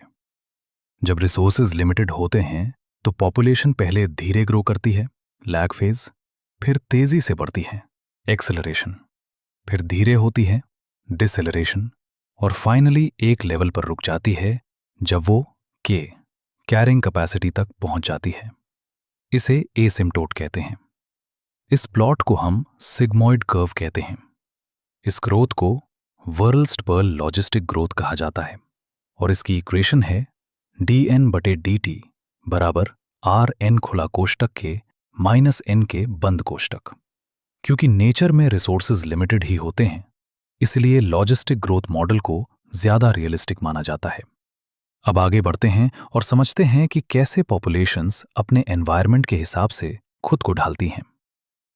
लाइफ हिस्ट्री वेरिएशन का मतलब है कि हर पॉपुलेशन हैबिटेट के सिलेक्शन प्रेशर्स के मुताबिक अपनी रिप्रोडक्टिव फिटनेस, जिसे डार्विनियन फिटनेस या हाई आर वैल्यू भी कहते हैं, को मैक्सिमाइज करने के लिए इवॉल्व होती है। कुछ ऑर्गेनिजम्स अपनी पूरी लाइफ में सिर्फ एक बार ब्रीड करते हैं, जैसे पैसिफिक सैमन फिश और बैम्बू। वहीं दूसरी तरफ बर्ड्स और मैमल्स जैसे एनिमल्स अपनी लाइफ में कई बार ब्रीड करते हैं। कुछ स्पीशीज बहुत सारे लेकिन छोटे साइज के बच्चे पैदा करती हैं, जैसे ऑयस्टर्स और पेलेजिक फिशेस, जबकि कुछ स्पीशीज कम संख्या में लेकिन बड़े साइज के बच्चे पैदा करती हैं, जैसे बर्ड्स और मैमल्स। इकोलॉजिस्ट का मानना है कि ये सारी ट्रेड्स उस हैबिटेट के एबायोटिक और बायोटिक कंस्ट्रेंट्स के हिसाब से इवॉल्व हुई हैं। अब एक बहुत ही इंपॉर्टेंट टॉपिक पर आते हैं, पॉपुलेशन इंटरैक्शंस। क्या आप कोई ऐसा हैबिटेट सोच सकते हैं जहां सिर्फ एक ही स्पीशीज रहती हो? ऐसा होना इम्पॉसिबल है। किसी भी स्पीशीज को जिंदा रहने के लिए कम से कम एक और स्पीशीज की जरूरत होती है जिस पर वो फीड कर सके। यहां तक कि एक प्लांट जो अपना खाना खुद बनाता है वो भी अकेला नहीं रह सकता। उसे सॉइल माइक्रोब्स चाहिए जो ऑर्गेनिक मैटर को तोड़कर इनऑर्गेनिक न्यूट्रिएंट्स वापस मिट्टी में मिलाएं ताकि प्लांट उन्हें अब्जॉर्ब कर सके। और पॉलिनेशन के लिए एनिमल्स की हेल्प तो चाहिए ही होती है। इसका मतलब है कि नेचर में एनिमल्स, प्लांट्स और माइक्रोब्स कभी आइसोलेशन में नहीं रहते, बल्कि आपस में इंटरैक्ट करके एक बायोलॉजिकल कम्युनिटी बनाते हैं। इंटरस्पेसिफिक इंटरैक्शंस दो अलग अलग स्पीशीज की पॉपुलेशंस के बीच होती हैं। ये इंटरैक्शंस किसी के लिए फायदेमंद, बेनिफिशियल, नुकसानदेयक, डेट्रीमेंटल या न्यूट्रल हो सकती हैं। इसे समझने के लिए टेबल 11.1 को देखते हैं, जहां प्लस का मतलब फायदा, माइनस का मतलब नुकसान और 0 का मतलब न्यूट्रल है। म्यूचुअलिज्म प्लस प्लस दोनों स्पीशीज को फायदा होता है। कंपटीशन माइनस माइनस दोनों को नुकसान होता है। प्रेडेशन प्लस माइनस और पैरासिटिज्म प्लस माइनस सिर्फ एक को फायदा होता है, प्रेडेटर या पैरासाइट, और दूसरे को नुकसान, प्रे या होस्ट। कमेंसलिज्म प्लस 0, एक को फायदा होता है और दूसरा अनअफेक्टेड रहता है। इमेंसलिज्म -0, एक को नुकसान होता है और दूसरा अनअफेक्टेड रहता है। सबसे पहले बात करते हैं प्रेडेशन की। प्रेडेशन सिर्फ एक जानवर का दूसरे को खाना नहीं है, बल्कि ये नेचर का एक तरीका है एनर्जी को हायर ट्रॉफिक लेवल्स पर ट्रांसफर करने का। टाइगर और डियर तो इसके क्लासिक एग्जाम्पल्स हैं ही, लेकिन एक स्पैरो का किसी सीड को खाना भी प्रेडेशन ही है। प्रेडेटर्स के 3 मेन काम होते हैं। 1, एनर्जी ट्रांसफर, प्लांट्स द्वारा फिक्स की गई एनर्जी को आगे बढ़ाना। 2, प्रे कंट्रोल, ये प्रे की पॉपुलेशन को कंट्रोल में रखते हैं। अगर प्रेडेटर नहीं होंगे तो प्रे की डेंसिटी इतनी बढ़ जाएगी कि इकोसिस्टम अनस्टेबल हो जाएगा। जैसे 1920 के दशक में ऑस्ट्रेलिया में प्रिकली पियर कैक्टस इंट्रोड्यूस किया गया, तो वहां उसका कोई नेचुरल प्रेडेटर नहीं था, इसलिए वो तेजी से फैल गया। बाद में एक कैक्टस फीडिंग मॉथ प्रेडेटर लाने पर ही वो कंट्रोल हुआ।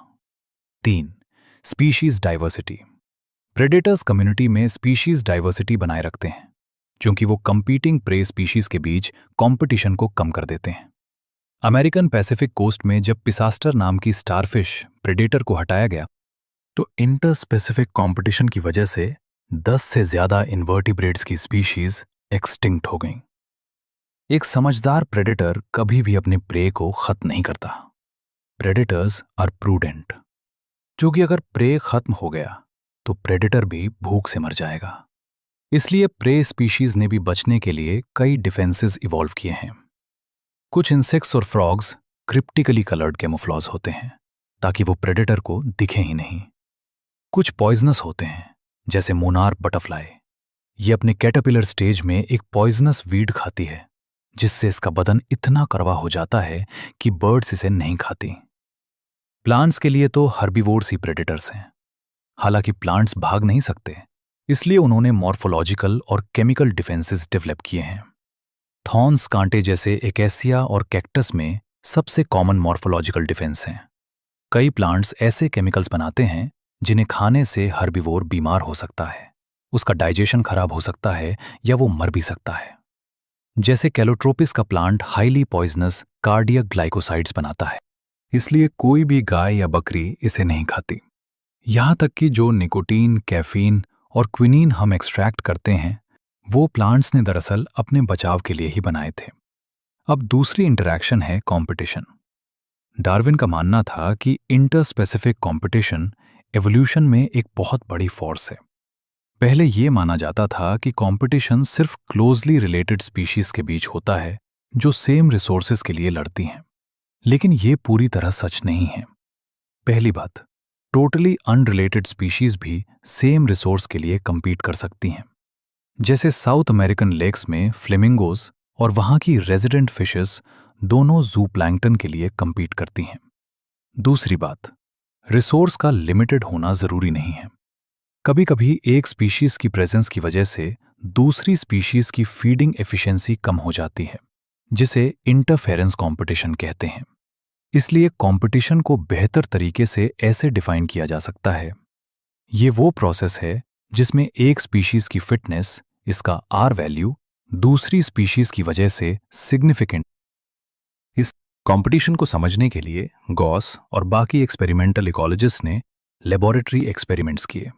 उनका मानना था कि जब रिसोर्सेज लिमिटेड होते हैं तो जो स्पीशीज ज्यादा कॉम्पिटिटिवली सुपीरियर होगी वो दूसरी स्पीशीज को इवेंचुअली खत्म कर देगी। हालांकि नेचर में इसके सबूत हमेशा इतने क्लियर नहीं होते, लेकिन कुछ स्ट्रॉन्ग एग्जाम्पल्स जरूर हैं। जैसे गैलापागोस आइलैंड्स में जब गोट्स, बकरियां लाई गईं, तो वहां के एबिंगडन टॉर्टोइस एक ही डेकेड में एक्सटिंक्ट हो गए, क्योंकि गोट्स की ब्राउजिंग एफिशिएंसी टॉर्टोइस से कहीं ज्यादा थी। एक और सबूत है कॉम्पिटिटिव रिलीज। जब एक स्पीशीज किसी छोटे एरिया तक रेस्ट्रिक्टेड होती है क्योंकि वहां कोई सुपीरियर स्पीशीज मौजूद है, लेकिन जैसे ही उस सुपीरियर स्पीशीज को हटाया जाता है, वो छोटी स्पीशीज अपना एरिया ड्रामेटिक तरीके से बढ़ा लेती है। कॉनल ने स्कॉटलैंड के रॉकी सी कोस्ट पर एक एलिगेंट एक्सपेरिमेंट किया और दिखाया कि बड़ा बार्निकल बैलेंस इंटरटाइडल एरिया पर डोमिनेट करता है और छोटे बार्निकल चैथेमलस को वहां से बाहर निकाल देता है। जनरली हर्बीवोरियस और प्लांट्स कंपटीशन से कार्निवोर्स के मुकाबले ज़्यादा असरअंदाज होते हैं। अब बात करते हैं गॉस के कॉम्पिटिटिव एक्सक्लूजन प्रिंसिपल की। ये प्रिंसिपल कहता है कि दो क्लोजली रिलेटेड स्पीशीज जो सेम रिसोर्सेज के लिए कंपीट कर रही हैं, वो हमेशा के लिए साथ नहीं रह सकती और कॉम्पिटिटिवली इंफीरियर वाली स्पीशीज इवेंचुअली एलिमिनेट हो जाएंगी। पर याद रखिए, ये तभी सच है अगर रिसोर्सेज लिमिटेड हों।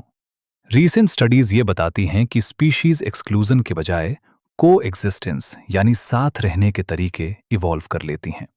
इसका एक बड़ा मैकेनिज्म है रिसोर्स पार्टीशनिंग। अगर दो स्पीशीज सेम रिसोर्स के लिए कंप्लीट कर रही हैं, तो वो अलग अलग फीडिंग टाइम्स या अलग फॉरेजिंग पैटर्न्स चुनकर कंपटीशन अवॉइड कर सकती हैं।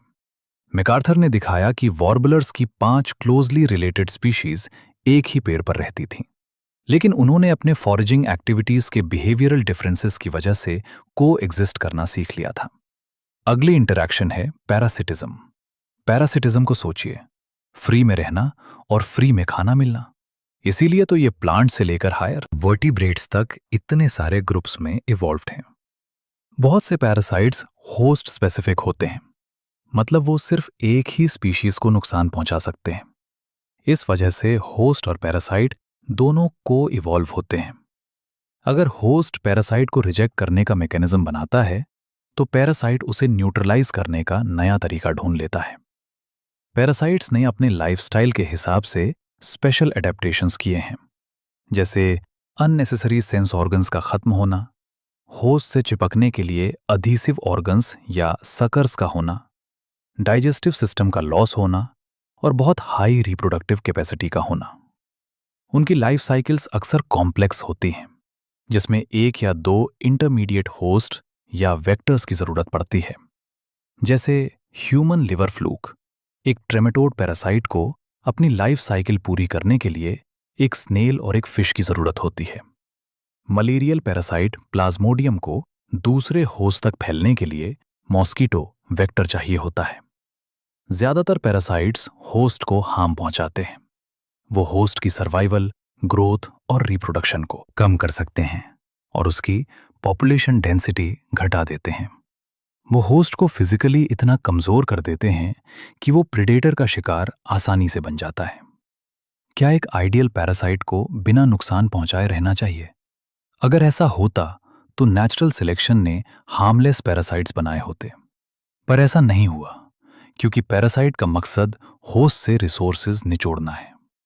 पैरासाइट्स दो तरह के होते हैं।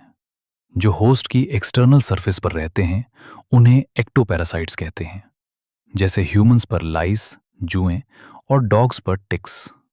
मरीन फिशेस पर भी एक्टोपैरासिटिक कोपेपॉड्स होते हैं। कसकटा एक पैरासिटिक प्लांट है जो हेज प्लांट्स पर उगता है। इवोल्यूशन के दौरान इसने अपना क्लोरोफिल और लीव्स खो दिए हैं और ये पूरा न्यूट्रिशन होस्ट प्लांट से लेता है। एक इंटरेस्टिंग बात, फीमेल मॉस्किटो को पैरासाइट नहीं माना जाता, भले ही वो हमारा खून पीती है, क्योंकि उसे हमारा खून सिर्फ रिप्रोडक्शन, एग लेइंग के लिए चाहिए होता है, रहने के लिए नहीं। दूसरी तरफ एंडोपैरासाइट्स वो होते हैं जो होस्ट की बॉडी के अंदर अलग अलग ऑर्गन्स में रहते हैं, liver, kidney, lungs, RBC etcetera. इनकी लाइफ साइकिल्स एंडोपैरासिटिज्म की एक्सट्रीम स्पेशलाइजेशन की वजह से और भी कॉम्प्लेक्स होती हैं। इनके मॉर्फोलॉजिकल और एनाटॉमिकल फीचर्स बहुत सिंपल होते हैं, लेकिन इनका पूरा जोर अपनी रिप्रोडक्टिव पोटेंशियल बढ़ाने पर होता है। लास्ट में एक बहुत ही फैसिनेटिंग एग्जाम्पल है ब्रूड पैरासिटिज्म, जो बर्ड्स में दिखता है। इसमें पैरासिटिक बर्ड अपने अंडे होस्ट बर्ड के घोंसले नेस्ट में दे देती है और होस्ट बर्ड उन अंडों को अपने समझकर सेता है। इवोल्यूशन के दौरान पैरासिटिक बर्ड के अंडे होस्ट के अंडों से साइज और कलर में इतने मिलने जुलने लगे हैं कि होस्ट बर्ड को फर्क पता ही नहीं चलता और वो उन्हें बाहर नहीं फेंकती। स्प्रिंग सीजन में जब कुकू और क्रो ब्रीडिंग करते हैं, तब आप ये नज़ारा देख सकते हैं। बात करते हैं कमेंसलिज्म की। ये एक ऐसा इंटरैक्शन है जहां एक स्पीशीज को तो फायदा होता है, लेकिन दूसरी स्पीशीज को ना तो कोई नुकसान होता है और ना ही कोई फायदा। इसे आप ऐसे समझ सकते हैं कि एक का भला हो रहा है और दूसरे को कोई फर्क नहीं पड़ रहा। NCERT हमें इसके कुछ बेहतरीन एग्जाम्पल्स देती है। पहला है ऑर्किड का पौधा। जब एक ऑर्किड किसी आम के पेड़ पर एपिफाइट्री की तरह उगता है तो ऑर्किड को रहने की जगह मिल जाती है, लेकिन आम के पेड़ को इससे कोई फायदा या नुकसान नहीं होता। इसी तरह बार्नेकल्स जब वेल की पीठ पर चिपक कर रहते हैं तो उन्हें घूमने और खाना ढूंढने में मदद मिलती है, पर वेल को इससे कोई खास असर नहीं पड़ता। एक और बहुत ही प्रैक्टिकल एग्जाम्पल है कैटल इग्रेट और चरने वाले पशुओं का। आपने खेतों में देखा होगा कि गाय या भैंस के साथ साथ बगुले भी चलते रहते हैं। ऐसा इसलिए होता है क्योंकि जब पशु घास चरते हुए उसे हिलाते हैं तो छुपकर बैठे कीड़े मकोड़े बाहर निकल आते हैं। अगर ये पशु ना होते तो बगुलों के लिए इन कीड़ों को ढूंढना मुश्किल होता। यहां बगुलों का फायदा हो रहा है, पर पशुओं को कोई फर्क नहीं पड़ रहा। आखिरी एग्जाम्पल है सी एनेमोन और क्लाउन फिश का। सी एनेमोन के पास डंक मारने वाले टेंटिकल्स, स्टिंगिंग टेंटिकल्स होते हैं। छोटी सी जोकर मछली क्लाउन फिश इनके बीच में रहती है, जिससे शिकारी मछलियां उसके पास नहीं आती। यहां मछली को सुरक्षा मिल रही है, लेकिन एनेमोन को मछली के रहने से कोई लाभ नहीं मिलता। अब बात करते हैं म्यूचुअलिज्म की। ये एक विन विन सिचुएशन है जहां दोनों स्पीशीज को एक दूसरे से फायदा होता है। इसका सबसे पहला एग्जाम्पल है लाइकेंस। ये फंगस और फोटोसिंथेसिस करने वाले एल्गी या साइनोबैक्टीरिया के बीच का एक गहरा रिश्ता है। फंगस रहने की जगह और पानी देता है, जबकि एल्गी खाना बनाकर देता है। दूसरा एग्जाम्पल है माइकोराइजा। ये फंगस और बड़े पेड़ों की जड़ों, रूट्स ऑफ हायर प्लांट्स के बीच का एसोसिएशन है। यहां फंगस मिट्टी से जरूरी न्यूट्रिएंट्स एब्जॉर्ब करने में प्लांट की मदद करता है और बदले में प्लांट उस फंगस को एनर्जी देने वाले कार्बोहाइड्रेट्स प्रोवाइड करता है। म्यूचुअलिज्म का सबसे खूबसूरत और दिलचस्प नज़ारा हमें प्लांट एनिमल रिलेशनशिप में देखने को मिलता है। देखिए, प्लांट्स को अपनी पॉलिनेशन और बीज फैलाने के लिए जानवरों की मदद चाहिए होती है, लेकिन दुनिया में कुछ भी फ्री नहीं मिलता। एनिमल्स को इस काम के लिए फीस देनी पड़ती है। प्लांट्स ये फीस नेक्टर, पोलन या मीठे फलों के रूप में देते हैं। पर यहां एक ट्विस्ट है। नेचर में कुछ चीटर्स भी होते हैं। जैसे कुछ एनिमल्स नेक्टर तो चुरा लेते हैं, पर पॉलिनेशन में मदद नहीं करते। इसी धोखाधड़ी से बचने के लिए प्लांट्स और एनिमल्स के बीच को इवोल्यूशन होता है, यानी दोनों की किस्मत एक दूसरे से जुड़ी होती है। अगर एक बदला तो दूसरे को भी बदलना पड़ेगा। इसका सबसे पक्का उदाहरण है अंजीर का पेड़ और वास्प। इनके बीच 1-to-1 रिलेशनशिप होता है। मतलब एक खास फिग की प्रजाति को सिर्फ उसकी पार्टनर वास्प ही पॉलिनेट कर सकती है।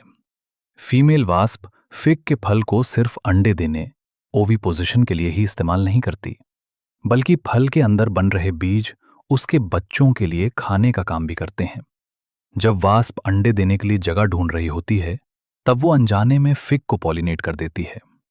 फिग बदले में अपने कुछ बीज वास्प के बच्चों को खाने के लिए गिफ्ट कर देता है ना कमाल का बैलेंस। अब बात करते हैं ऑर्किड्स की। ऑर्किड्स पॉलिनेटर्स को लुभाने के लिए बहुत ही अजीब और सुंदर तरीके अपनाते हैं, लेकिन ऑफ्रिस तो चालाकी की हद पार कर देता है। ये पॉलिनेशन के लिए सेक्सुअल डिसीट, धोखे का सहारा लेता है। इसके फूल की एक पंखुड़ी बिल्कुल फीमेल बी जैसी दिखती। उसका साइज, रंग और मार्किंग्स सब कुछ हुबहू वैसा ही होता है। अब बेचारा मेल बी इसे फीमेल समझकर इसकी तरफ खिंचा चला आता है और फूल के साथ स्यूडो कॉपुलेशन करने की कोशिश करता है। इस प्रोसेस के दौरान फूल के पोलन ग्रेन्स उस बी के शरीर पर चिपक जाते हैं। जब यही बी किसी दूसरे फूल पर जाकर फिर से वही कोशिश करता है, तो वो वहां पोलन ट्रांसफर कर देता है। यहां को एवोल्यूशन का रोल सबसे ज्यादा है। अगर इवोल्यूशन के दौरान फीमेल बी का रंग या पैटर्न थोड़ा सा भी बदल गया, तो ऑर्किड का खेल खत्म हो जाएगा। इसलिए ऑर्किड को भी अपनी पंखुड़ी का डिजाइन बी के हिसाब से बदलते रहना पड़ता है, ताकि उसका धोखा कायम रहे। NCERT के मुताबिक इकोसिस्टम को हम नेचर की एक फंक्शनल यूनिट की तरह देख सकते हैं, जहां लिविंग ऑर्गेनिजम्स यानी बायोटिक कंपोनेंट्स आपस में भी इंटरैक्ट करते हैं और अपने सराउंडिंग फिजिकल एनवायरनमेंट यानी एबायोटिक कंपोनेंट्स के साथ भी मेलजोल बनाते हैं। अब ये इकोसिस्टम साइज में बहुत बड़ा भी हो सकता है और छोटा भी। एक छोटे से पॉन्ड से लेकर एक बड़े जंगल या समंदर तक सब इकोसिस्टम हैं। कुछ इकोलॉजिस्ट तो पूरी बायोस्फीयर को ही एक ग्लोबल इकोसिस्टम मानते हैं। लेकिन क्योंकि ये सिस्टम बहुत बड़ा और कॉम्प्लेक्स है, इसलिए इसे समझने के लिए हम इसे दो बेसिक कैटेगरीज में डिवाइड करते हैं।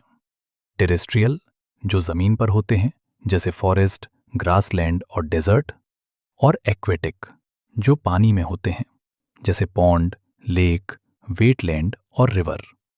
इसके अलावा क्रॉप फील्ड्स और एक्वेरियम को हम मैन मेड या आर्टिफिशियल इकोसिस्टम कहते हैं। जब हम इकोसिस्टम के स्ट्रक्चर और फंक्शन को इंटीग्रेटेड मैनर में देखते हैं, तब हमें समझ आता है कि एनर्जी का फ्लो कैसे होता है।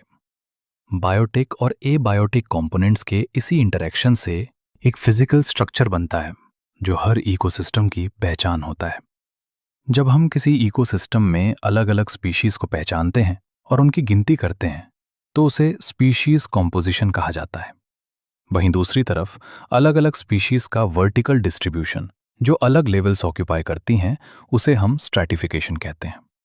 इसका सबसे बेस्ट एग्जाम्पल एक जंगल है, जहां सबसे ऊपर के लेवल पर बड़े ट्रीज होते हैं, बीच में शर्ब्स, झाड़ियां, और सबसे नीचे हर्ब्स और ग्रासेस होते हैं। किसी भी इकोसिस्टम को एक यूनिट की तरह काम करने के लिए 4 मेन एस्पेक्ट्स की जरूरत होती है: प्रोडक्टिविटी, डीकॉम्पोजिशन, एनर्जी फ्लो और न्यूट्रिएंट साइक्लिंग। इन्हें समझने के लिए NCERT ने एक पॉन्ड इकोसिस्टम का एग्जाम्पल दिया है। एक पॉन्ड एक सेल्फ सस्टेनेबल और सिंपल यूनिट है। इसमें वाटर, डिसॉल्व्ड इनऑर्गेनिक और ऑर्गेनिक सब्सटेंसेस और नीचे की मिट्टी एबायोटिक कंपोनेंट्स हैं। सूरज की रोशनी, टेम्परेचर और डे लेंथ इस पूरे पॉन्ड के फंक्शन को रेगुलेट करते हैं। प्रोड्यूसर्स या ऑटोट्रॉफ्स के रूप में यहाँ फाइटोप्लैंक्टन, एल्गी और फ्लोटिंग या सबमर्ज्ड प्लांट्स होते हैं। कंज्यूमर्स को जू प्लैंक्टन और फ्री स्विमिंग ऑर्गेनिजम्स रिप्रेजेंट करते हैं, जबकि डीकंपोजर्स मिट्टी में मिलने वाले फंजाई और बैक्टीरिया होते हैं। ये सिस्टम इनऑर्गेनिक मैटर को ऑर्गेनिक में बदलता है, फिर ऑटोट्रॉफ्स को हेट्रोट्रॉफ्स खाते हैं और मरने के बाद डीकंपोजर्स उन्हें फिर से इनऑर्गेनिक में बदलकर ऑटोट्रॉफ्स के लिए रिलीज कर देते हैं। याद रखना, एनर्जी का मूवमेंट हमेशा यूनी डायरेक्शनल होता है और हायर ट्रॉफिक लेवल्स तक जाते जाते ये हीट के रूप में घट जाती है। अब बात करते हैं प्रोडक्टिविटी की। किसी भी इकोसिस्टम को चलने के लिए सोलर एनर्जी का कांस्टेंट इनपुट चाहिए। फोटोसिंथेसिस के दौरान प्लांट्स जितना बायोमास या ऑर्गेनिक मैटर एक फिक्स टाइम पीरियड में प्रोड्यूस करते हैं, उसे प्राइमरी प्रोडक्शन कहते हैं। इसे वेट ग्राम की घात -2 या एनर्जी किलो कैलोरी प्रति वर्ग मीटर में मेजर करते हैं। बायोमास प्रोडक्शन की रेट को हम प्रोडक्टिविटी कहते हैं, जिसे GM की घात -2 प्रति वर्ष की घात -1 में एक्सप्रेस किया जाता है, ताकि अलग अलग इकोसिस्टम्स को कंपेयर किया जा सके। इसमें 2 टर्म्स बहुत इंपॉर्टेंट हैं। पहला है ग्रॉस प्राइमरी प्रोडक्टिविटी, GPP, जो टोटल ऑर्गेनिक मैटर की प्रोडक्शन रेट है। लेकिन प्लांट्स खुद भी रेस्पिरेशन करते हैं, इसलिए GPP में से रेस्पिरेशन लॉसेस R को माइनस करने के बाद जो बचता है, उसे नेट प्राइमरी प्रोडक्टिविटी NPP कहते हैं। इसका फार्मूला है GPP - R बराबर NPP। यही NPP आगे चलकर हर्बीवोर्स और डीकंपोजर्स के लिए अवेलेबल होती है। वहीं कंज्यूमर्स जो नया ऑर्गेनिक मैटर बनाते हैं, उसकी रेट को हम सेकेंडरी प्रोडक्टिविटी कहते हैं। पूरे बायोस्फीयर की एनुअल NPP लगभग 170 बिलियन टन्स ड्राई वेट है। हैरानी की बात यह है कि अर्थ का 70% हिस्सा ओशंस होने के बावजूद उनकी प्रोडक्टिविटी सिर्फ 55 बिलियन टन्स ही है। बाकी सब लैंड पर होता है। आखिरी पार्ट है डीकंपोजिशन। आपने सुना ही होगा कि अर्थवर्म को फार्मर्स फ्रेंड कहते हैं, क्योंकि वो कॉम्प्लेक्स ऑर्गेनिक मैटर को तोड़ने और मिट्टी को लूज करने में मदद करता है। डीकंपोजर्स कॉम्प्लेक्स ऑर्गेनिक मैटर को कार्बन डाइऑक्साइड, वाटर और न्यूट्रिएंट्स जैसे इनऑर्गेनिक सब्सटेंसेस में तोड़ देते हैं। इस प्रोसेस को डीकंपोजिशन कहते हैं। जो मरा हुआ plant material, leaves, bark, flowers और एनिमल्स का वेस्ट होता है, उसे हम डीट्रिटस कहते हैं, जो डीकम्पोजिशन के लिए रॉ मटेरियल है। डीकम्पोजिशन के 5 मेन स्टेप्स हैं: फ्रैगमेंटेशन, लीचिंग, कैटाबॉलिज्म, ह्यूमिफिकेशन और मिनरलाइजेशन। सबसे पहले डीट्रिटिवोर्स जैसे अर्थवर्म डीट्रिटस को छोटे पीसेस में तोड़ते हैं, फ्रैगमेंटेशन। फिर पानी में घुलने वाले इनऑर्गेनिक न्यूट्रिएंट्स मिट्टी की गहरी परतों में चले जाते हैं और सॉल्ट्स बनकर जम जाते हैं, लीचिंग। बैक्टीरियल और फंगल एंजाइम्स डीट्रिटस को और सिंपल इनऑर्गेनिक सब्सटेंसेस में बदलते हैं, कैटाबॉलिज्म। ये तीनों स्टेप्स साथ साथ चलते हैं। इसके बाद मिट्टी में एक डार्क रंग का एमॉर्फस सब्सटेंस जमा होता है, जिसे ह्यूमस कहते हैं। ये प्रोसेस ह्यूमिफिकेशन है। ह्यूमस बहुत स्लोली डीकंपोज होता है और न्यूट्रिएंट्स का भंडार होता है। अंत में कुछ माइक्रोब्स इस ह्यूमस को भी तोड़कर इनऑर्गेनिक न्यूट्रिएंट्स रिलीज कर देते हैं, जिसे हम मिनरलाइजेशन कहते हैं। हमने देखा कि डीकंपोजिशन कैसे होता है। अब फिगर 12.1 के जरिए इस पूरे साइकिल को समझते हैं, जो एक टेरेस्ट्रियल इकोसिस्टम में चलती है। देखिए, मिट्टी में एक पेड़ ट्री उग रहा है। जब इस पेड़ की एक हरी पत्ती ग्रीन लीफ जमीन पर गिरती है, तो डीकंपोजिशन का प्रोसेस शुरू होता है।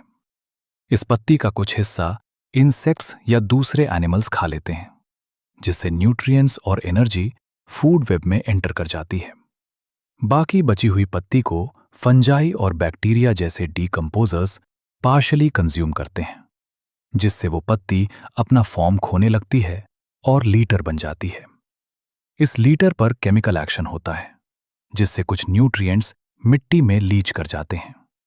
इसके बाद अर्थवर्म्स, बैक्टीरिया और माइट्स इसे मजीद डीकंपोज करते हैं, जिससे ह्यूमस बनता है और अंत में मिनरलाइजेशन के जरिए ऑर्गेनिक रिच सॉइल तैयार हो जाती है, जो फिर से नए पेड़ की ग्रोथ में मदद करती है।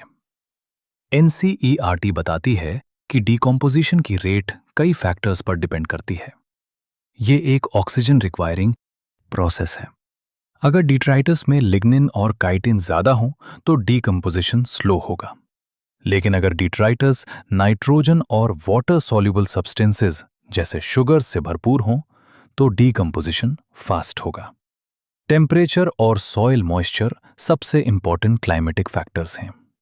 एक गर्म और नम, warm and moist environment decomposition के लिए बेस्ट है, जबकि कम टेम्परेचर और बिना ऑक्सीजन वाली जगह एनारोबियोसिस डीकंपोजिशन को रोक देती हैं, जिसकी वजह से ऑर्गेनिक मैटर जमा होने लगता है।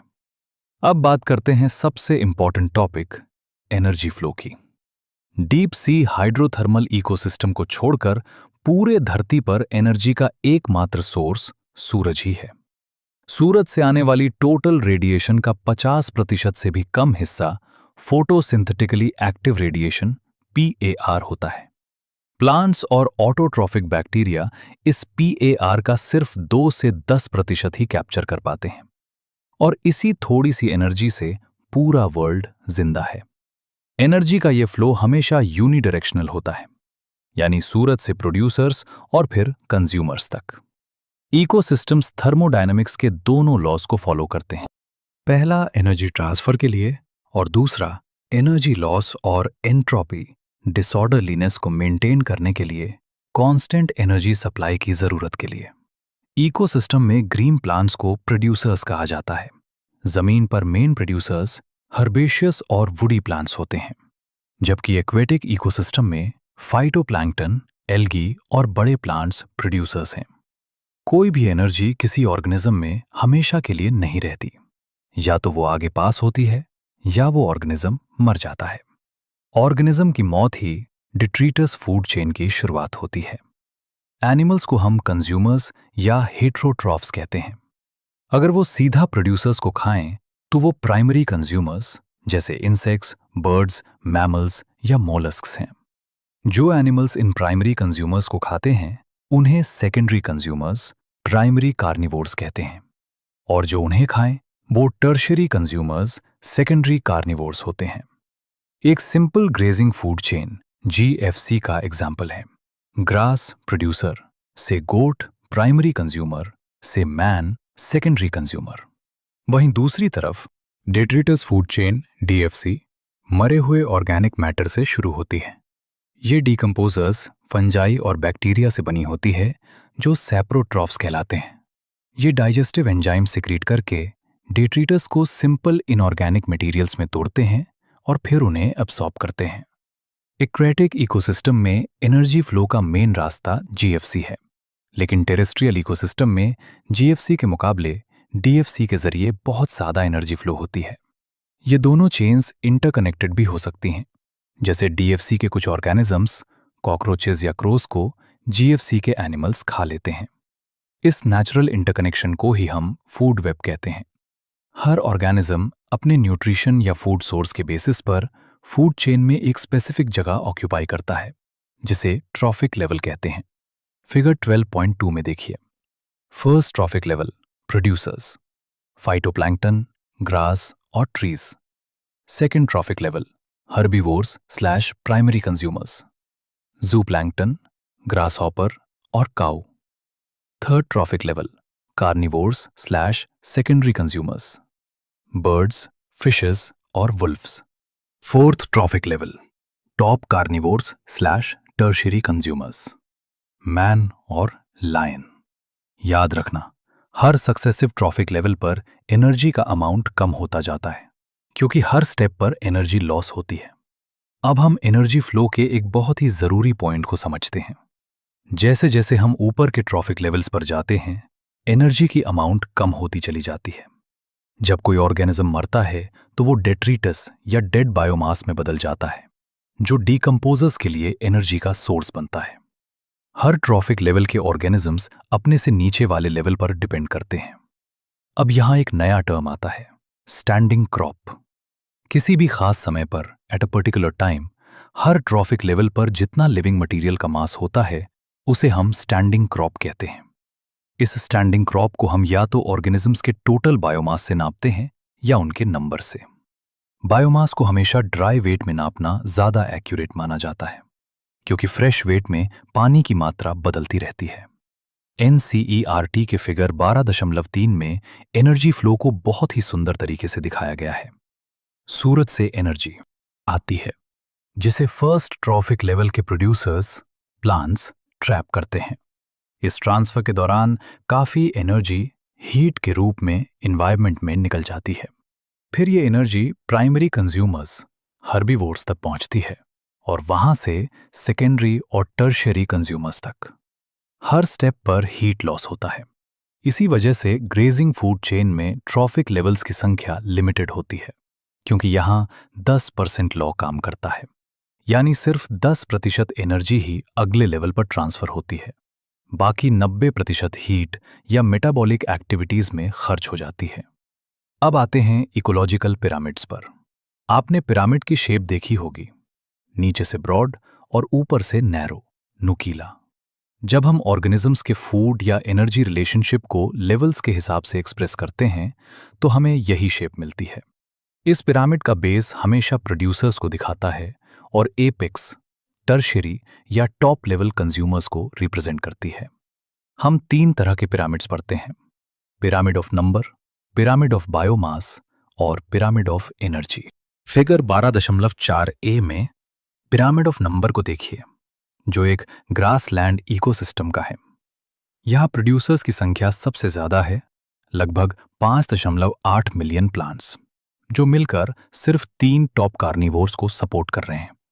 जैसे जैसे हम ऊपर जा रहे हैं, इंडिविजुअल्स की संख्या तेजी से घट रही है। इसके बाद फिगर 12.4b में पिरामिड ऑफ बायोमास दिखाया गया है। यहां भी हम देखते हैं कि ड्राई वेट किलोग्राम प्रति वर्ग मीटर हायर ट्रॉफिक लेवल्स पर शार्पली डिक्रीज हो रहा है। नीचे प्रोड्यूसर्स का बायोमास 809 है, जो टॉप कंज्यूमर तक पहुंचते पहुंचते सिर्फ 1.5 रह जाता है।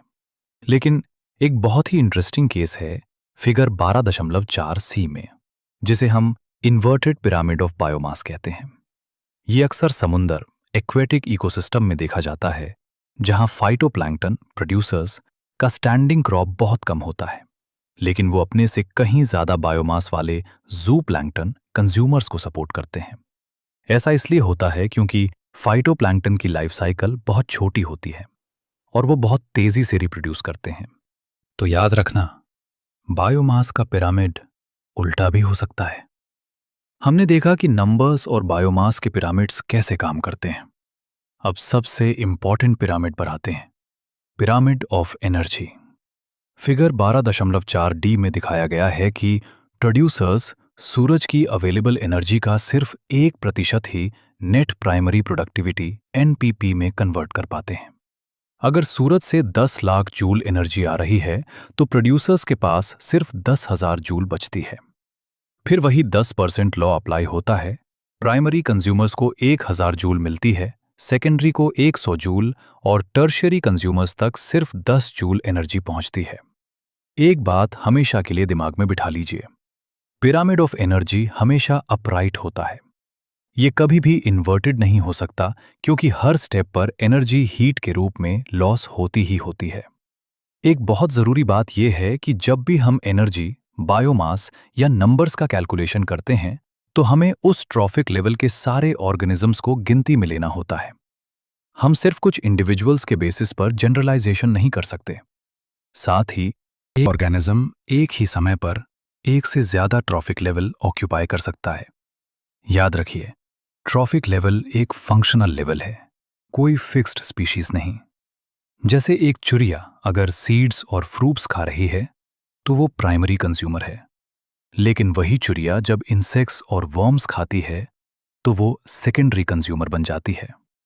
ज़्यादातर इकोसिस्टम्स में नंबर, एनर्जी और बायोमास के पिरामिड्स अपराइट होते हैं, यानी प्रोड्यूसर्स हर्बीवोर्स से ज़्यादा होते हैं और हर्बीवोर्स कार्निवोर्स से।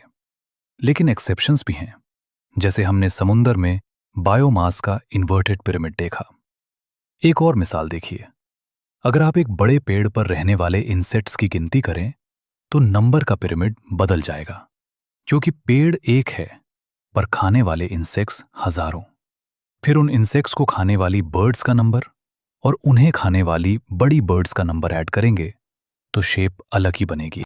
इन इकोलॉजिकल पिरामिड्स की काफ़ी इंपॉर्टेंस है, लेकिन इनकी कुछ लिमिटेशंस, कमियां भी हैं जो आपको नीट के लिए याद रखनी है। पहली ये कि ये पिरामिड्स ऐसी स्पीशीज को अकोमोडेट नहीं करते जो एक से ज़्यादा ट्रॉफिक लेवल्स पर होती हैं।